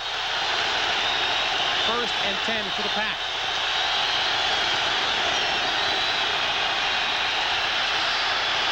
To Haddix, complete. Knocked out of bounds at the 37. And this is a situation like last year. Green Bay has to remember how to come back, remember how to win these tight games. Mikowski has to call upon his last year's experience and lead these guys now. Now is not the time to get kind of uptight, maybe panic a little bit, take a chance, make a throw. Now is the time when Don Mikowski earns his $1.5 million salary. Plenty of time with 3 minutes remaining, 2nd and 6.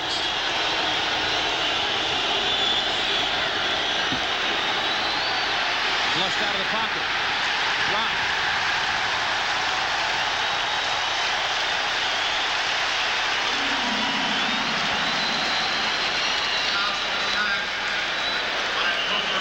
Sack credited to Michael Kofer, and it looks like Kofer might be the one down on the ground.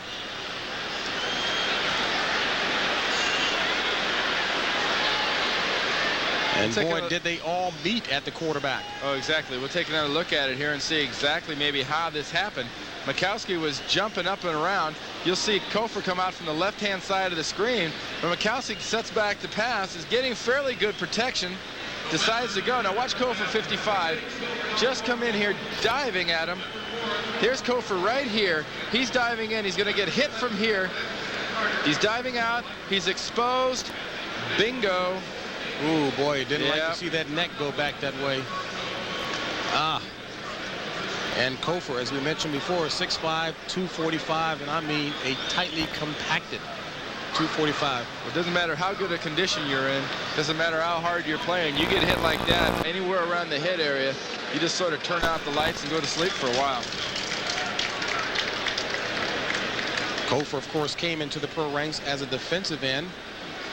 Moved to a linebacker back in '85, and he's been a good one for the Lions. Super human being. You know, people forget it. Everybody thinks Chris Dolman was the guy who came into the league out of Pittsburgh from Minnesota, and he became a defensive end. Kofor did exactly the opposite. He came into the league as a defensive end. He was so quick, but he was a little bit undersized. Great decision by the Lion management, putting him outside, getting his hand off the ground, giving him a little bit better look at the game. And there's Dennis Gibson, number 98, the inside linebacker who delivered that blow to Mike Kofor. And that is a good sight to see. Kofor up under his own power here. And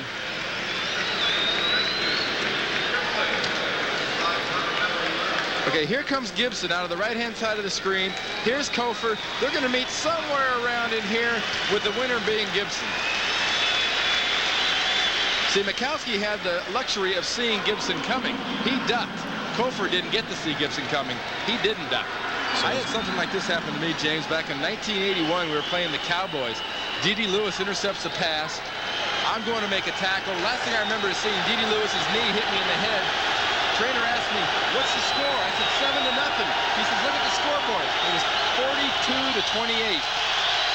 Here it's 3rd and 7 for Green Bay. Mikowski.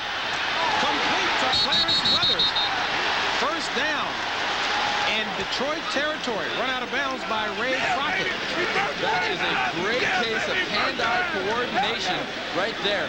Crockett was all over Weathers. This ball, watch this right here. He gets good protection and all this other stuff, but watch where Mikowski drops this ball in on top of Crockett and Weathers. Weathers no sooner turns around out of this route. Right here, the ball is there. You have any idea how little time that was from the time he turned his head to the time that ball was on top of him? Great adjustment by Clarence Weathers. Good ball game here in the Silverdome. 21-17, Detroit lead with 2:24 remaining. 1st and 10, Mikowski. Decides to take it. No, throws it for Sharp. First down, but there's a flag on a play. He was definitely downfield on that play. He was past the line of scrimmage. And Mikowski over there discussing it with the line judge, but line judge calmly all on top of that one. So the play comes back.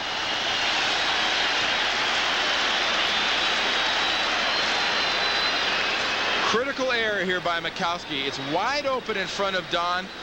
He should have run right here. He spots him. Look at the ref at the bottom of the screen. Number 11. That is where the line of scrimmage was on the 34. He made it to about the 33 by the time he let that ball go.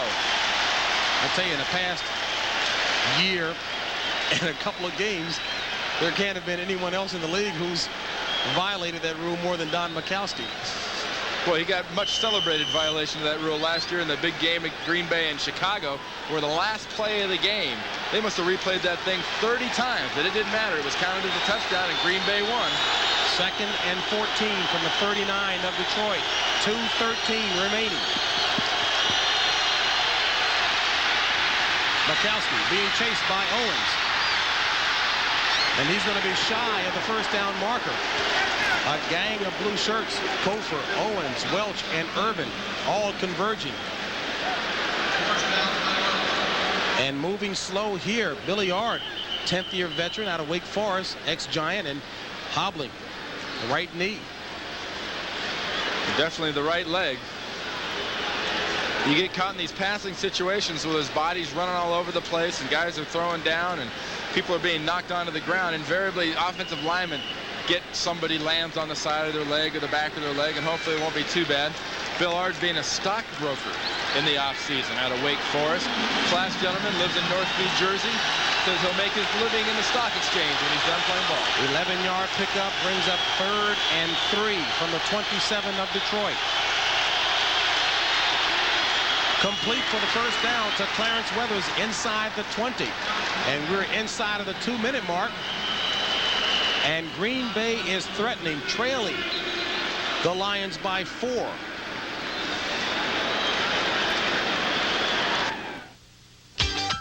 When the the only thing better than making it to the top is making it to the bottom.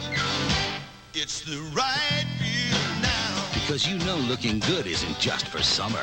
It's the right feeling now. Because you know winter's the time to turn up the heat. So call for the silver bullet, the one that won't slow you down. It's the right feeling now. If your feathers have been ruffled by downdrafts in the market, get on board something big, safe, and secure. Get Met. It pays.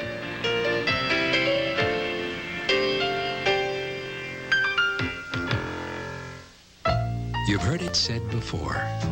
It's not just what you say, it's how you say it.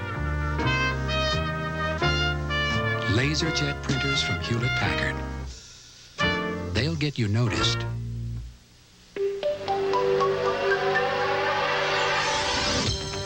You're looking at an environment that is in a constant state of change. The inner workings of an automobile that has seen over 300 refinements since its celebrated introduction. This dedication to continuous improvement assures you that when it comes to award-winning design, the beauty of Ford Taurus goes much further than skin deep. Have you driven a Ford lately? 1:59 remaining in the contest.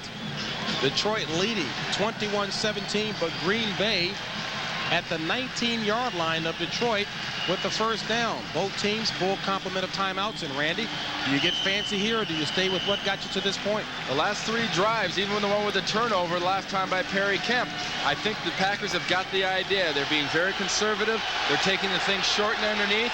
They should keep doing exactly that. And they're in four wide receivers here.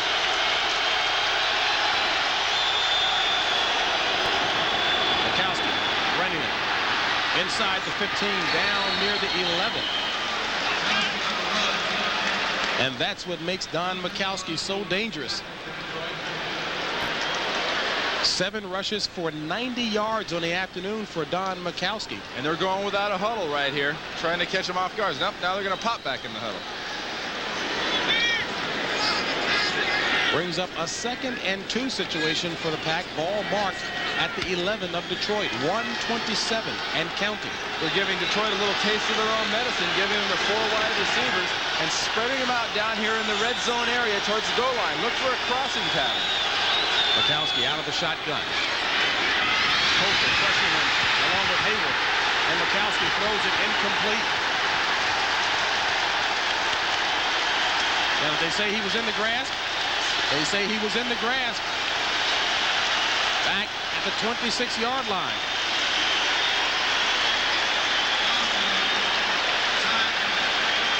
Sterling Sharp is wide open, but Mikowski never has a chance to get at him because Tracy Hayworth, number 99, gets him by the jersey. And by interpretation of the referee there, Tom Dooley, he is in the grasp and control of Tracy Hayworth for the sack.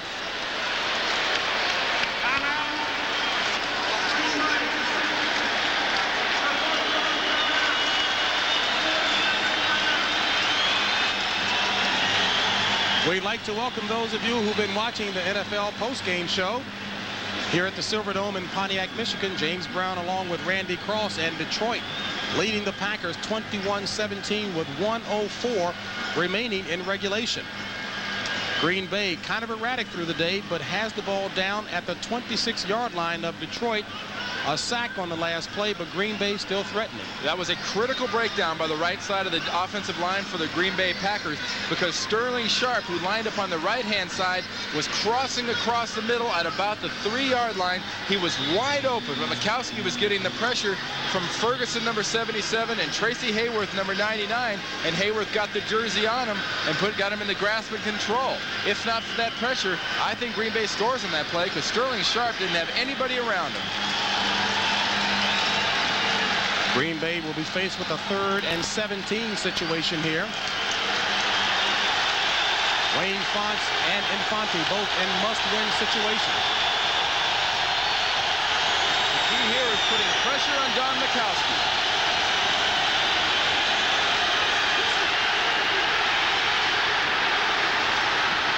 Complete to Jeff Query. Touchdown, Green Bay.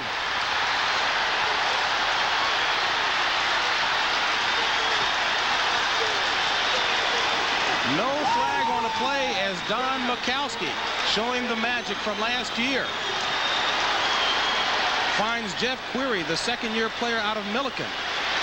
And Don Mikowski paid the price on that play. He took one right in the chops. As soon as he threw that thing off, it was a great leaping play by Query because he didn't even look like he was the receiver that the ball was thrown to. He just sort of leaped into the ball's path and caught it. Chris Jackie on for the point after. It's up, and it's good. So Green Bay retakes the lead. 55 seconds remaining in regulation, leading at 24-21. Like I said, Jeff Query makes a very, very nice play here. Don Mikowski gets good protection, steps up, and at the last minute, he really did get popped. And there's Query on the sidelines celebrating with his teammates. But watch for Query. He's going to come out of the left side of the screen. Now watch it right here. Mikowski gets hit. He's going down. Now it looks like the ball is going to Perry Kemp. Query dives in through. I'm sorry, Aubrey Matthews. Query dives through there and makes a fantastic catch. Possibly the biggest play of his young career.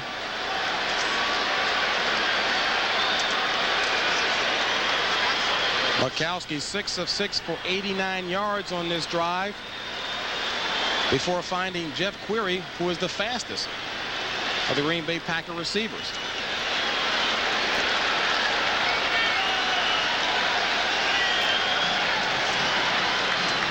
Mel Gray, NFL's leading kickoff returner, coming into today's game, 38-yard average.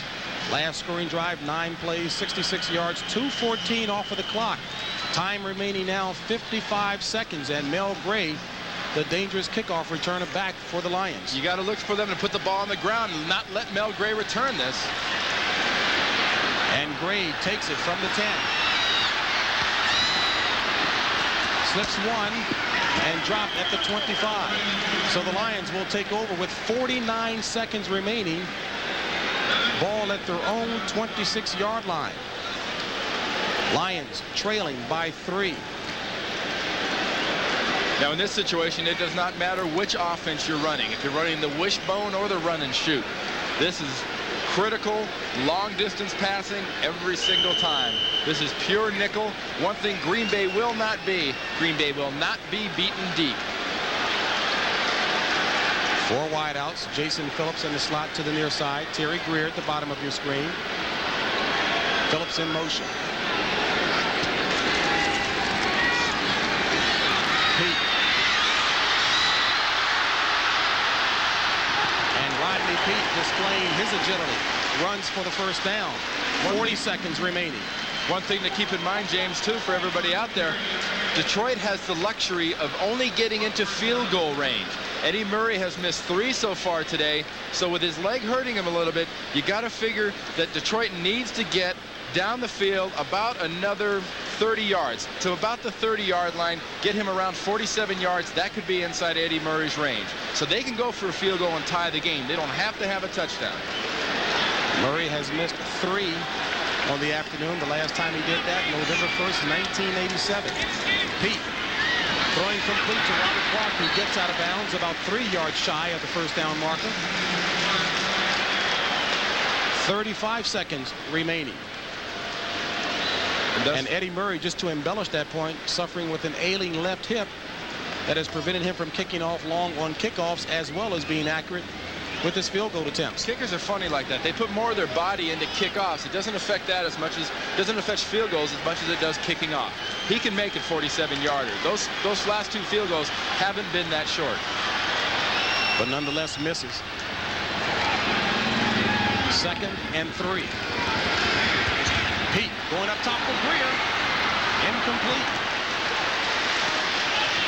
29 seconds remaining. Mark Lee step for step with Terry Greer, the ex-49er. And this is definitely a 4-down situation for Detroit, so they have 2 more downs to make the necessary 2 or 3 yards to get this first down.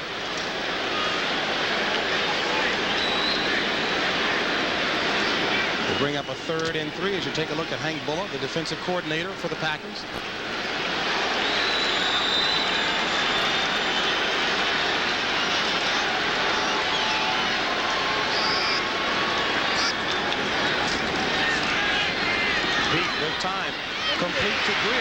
first down. And the clock continues to tick as he did not get out of bounds. Timeout call. So Detroit now has 2 timeouts remaining. 20 seconds remaining. Ball marked at the 49 of Detroit. With this quick passing game like this, if they keep these passes near the sidelines, Detroit has at least time for 3 more plays and a field goal. Now again, Randy, it's your contention that although Eddie Murray's suffering from an ailing left hip, that was not causing the problems on the 3 missed field goals today. I don't think it's that big of a factor. I think both of those had the length. It was the aim that was off. Both of them would have been good if they had been true. And again, it's the left leg that's ailing him, the left hip and rear area, and that's his support leg. But the Detroit Lions are 20 yards away from him being any kind of a factor in the finish of this game. They have 20 yards to go. They have 20 seconds to get there. A healthy Eddie Murray, career longest, 54 yards, has done it twice in his career, the last time against the 49ers.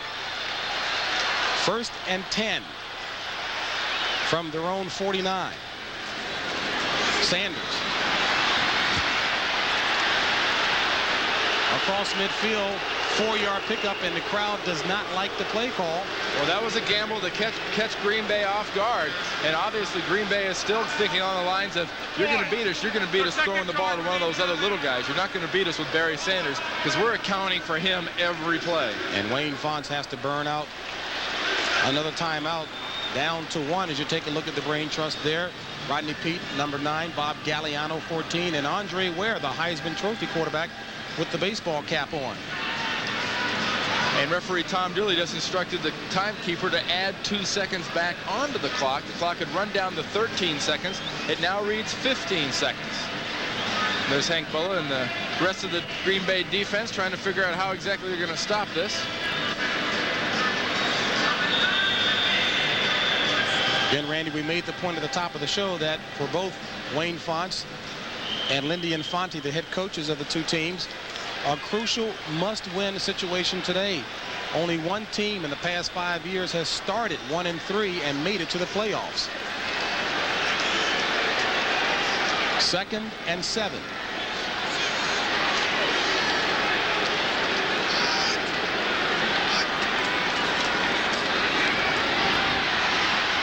Peete, complete to Robert Clark, inside the 30, and quickly signaling for the timeout with 7 seconds remaining. A 21-yard pass play from Peete to Clark.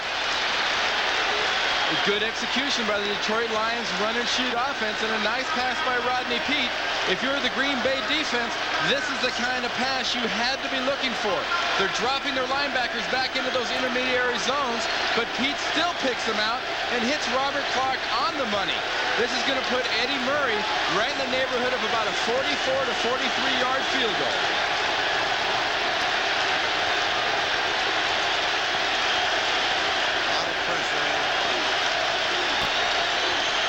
And this is the time of the game you're very, very happy to have a veteran kicker like Eddie Murray out there. So Eddie Murray will have to completely forget about any pain in that left side.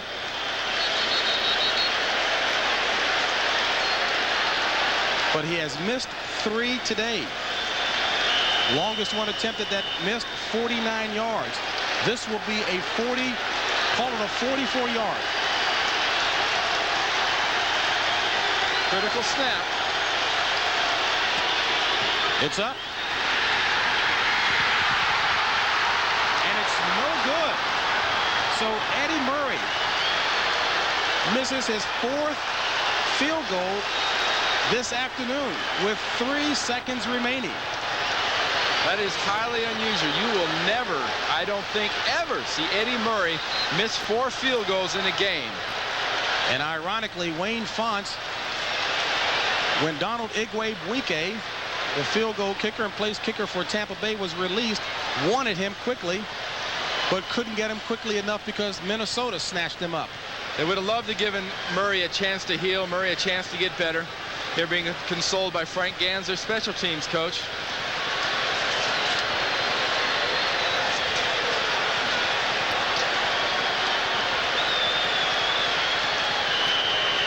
And Mikowski goes in to win the position stance. So Green Bay ekes out a victory in the closing seconds of this contest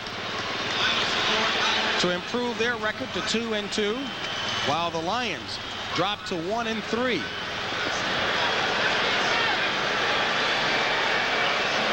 And Lindy Infante sighing a big sigh of relief. So take a look again at Eddie Murray attempting that 44-yard field goal attempt. It's the agony of DeFoot. And coming up, you're going to see the joy of victory on the face of Lindy Infante. Yes, just what the doctor ordered.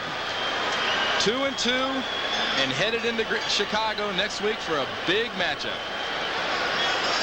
So a career low light for Eddie Murray, who misses a career high of 4 field goals in one game. So for Randy Cross, this is James Brown saying so long from the Silverdome, where the final score is Green Bay 24, Detroit 21. Coming up next, the NFL Today post-game show.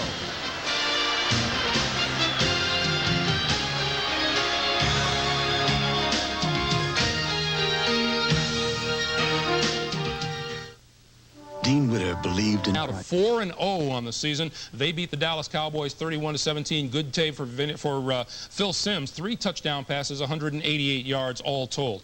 At Philadelphia, the Indianapolis Colts beat the Eagles on the last play of the day. Jack Trudeau, a 6-yard touchdown pass to Bill Brooks. The Colts over the Eagles 24-23. In overtime at Minnesota, Tampa Bay wins it with a field goal, 23-20 over the Vikings. The Bucks are 3-1. The Vikings are 1-3. It is at Detroit, a final score there now. The Green Bay Packers 24-21 over the Detroit Lions. Denver and Buffalo had a Donnybrook with the Bills winning it 29-28. The Bills a winner at home against the Broncos. And Miami beats the hapless Pittsburgh Steelers. Steelers still without an offensive touchdown on the year. 28-6. The Dolphins win it over the Pittsburgh Steelers. The Raiders and the Chicago Bears. The Raiders have gotten a 1-yard touchdown run from Marcus Allen and lead the Bears early in the first quarter 7-0. Cleveland is at Kansas City in the first quarter, and the Chiefs lead it 6-0 over the Browns. Houston and San Diego in the first quarter. The Oilers, with a Warren Moon touchdown pass to Drew Hill, lead the Chargers 7-0. The Jets have gotten a 2-yard touchdown out of New York Jets, 7-0, or 2-yard touchdown run from Brad Baxter. The Jets lead it 7-0 over the New England Patriots. And, of course, Washington and Phoenix will play tonight. We'll take a timeout. We will say goodbye to our audiences in Minnesota and New York, and the rest of us will continue with the post-game show here on CBS in just a moment. And Randy Cross. Gentlemen. All right, Greg, thank you very much. And the Packers came away with an exciting 24-21 victory. And the hero of the game, Don Mikowski, who got only his second start of the 1990 season after a 45-day holdout. Don, what gives against the Lions? You had previously averaged nearly 400 total yards of offense against this team, and today you put in a total of 379 yards. Well, it's hard to say, James. We're getting back. We're getting back in the flow of things, and we just executed real well today. And we still hurt ourselves with a lot of penalties and some crucial turnovers. So, but overall, we executed okay, and we made the big plays when we had to. You know, Don, this is Randy Cross.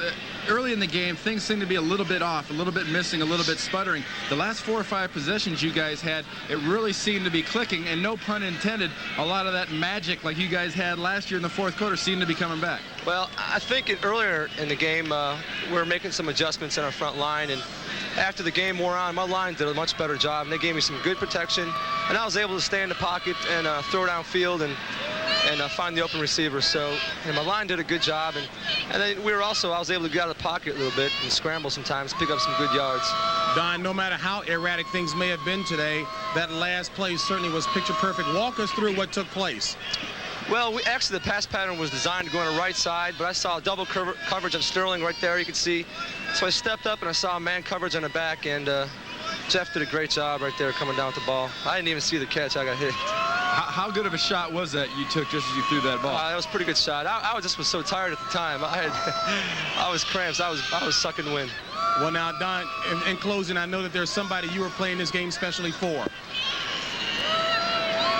All right, Don, well, thank you very much. Okay, guys. Don Mikowski, the hero of today's victory. Green Bay Packers over the Detroit Lions. Let's go back to New York and Greg Gumbel.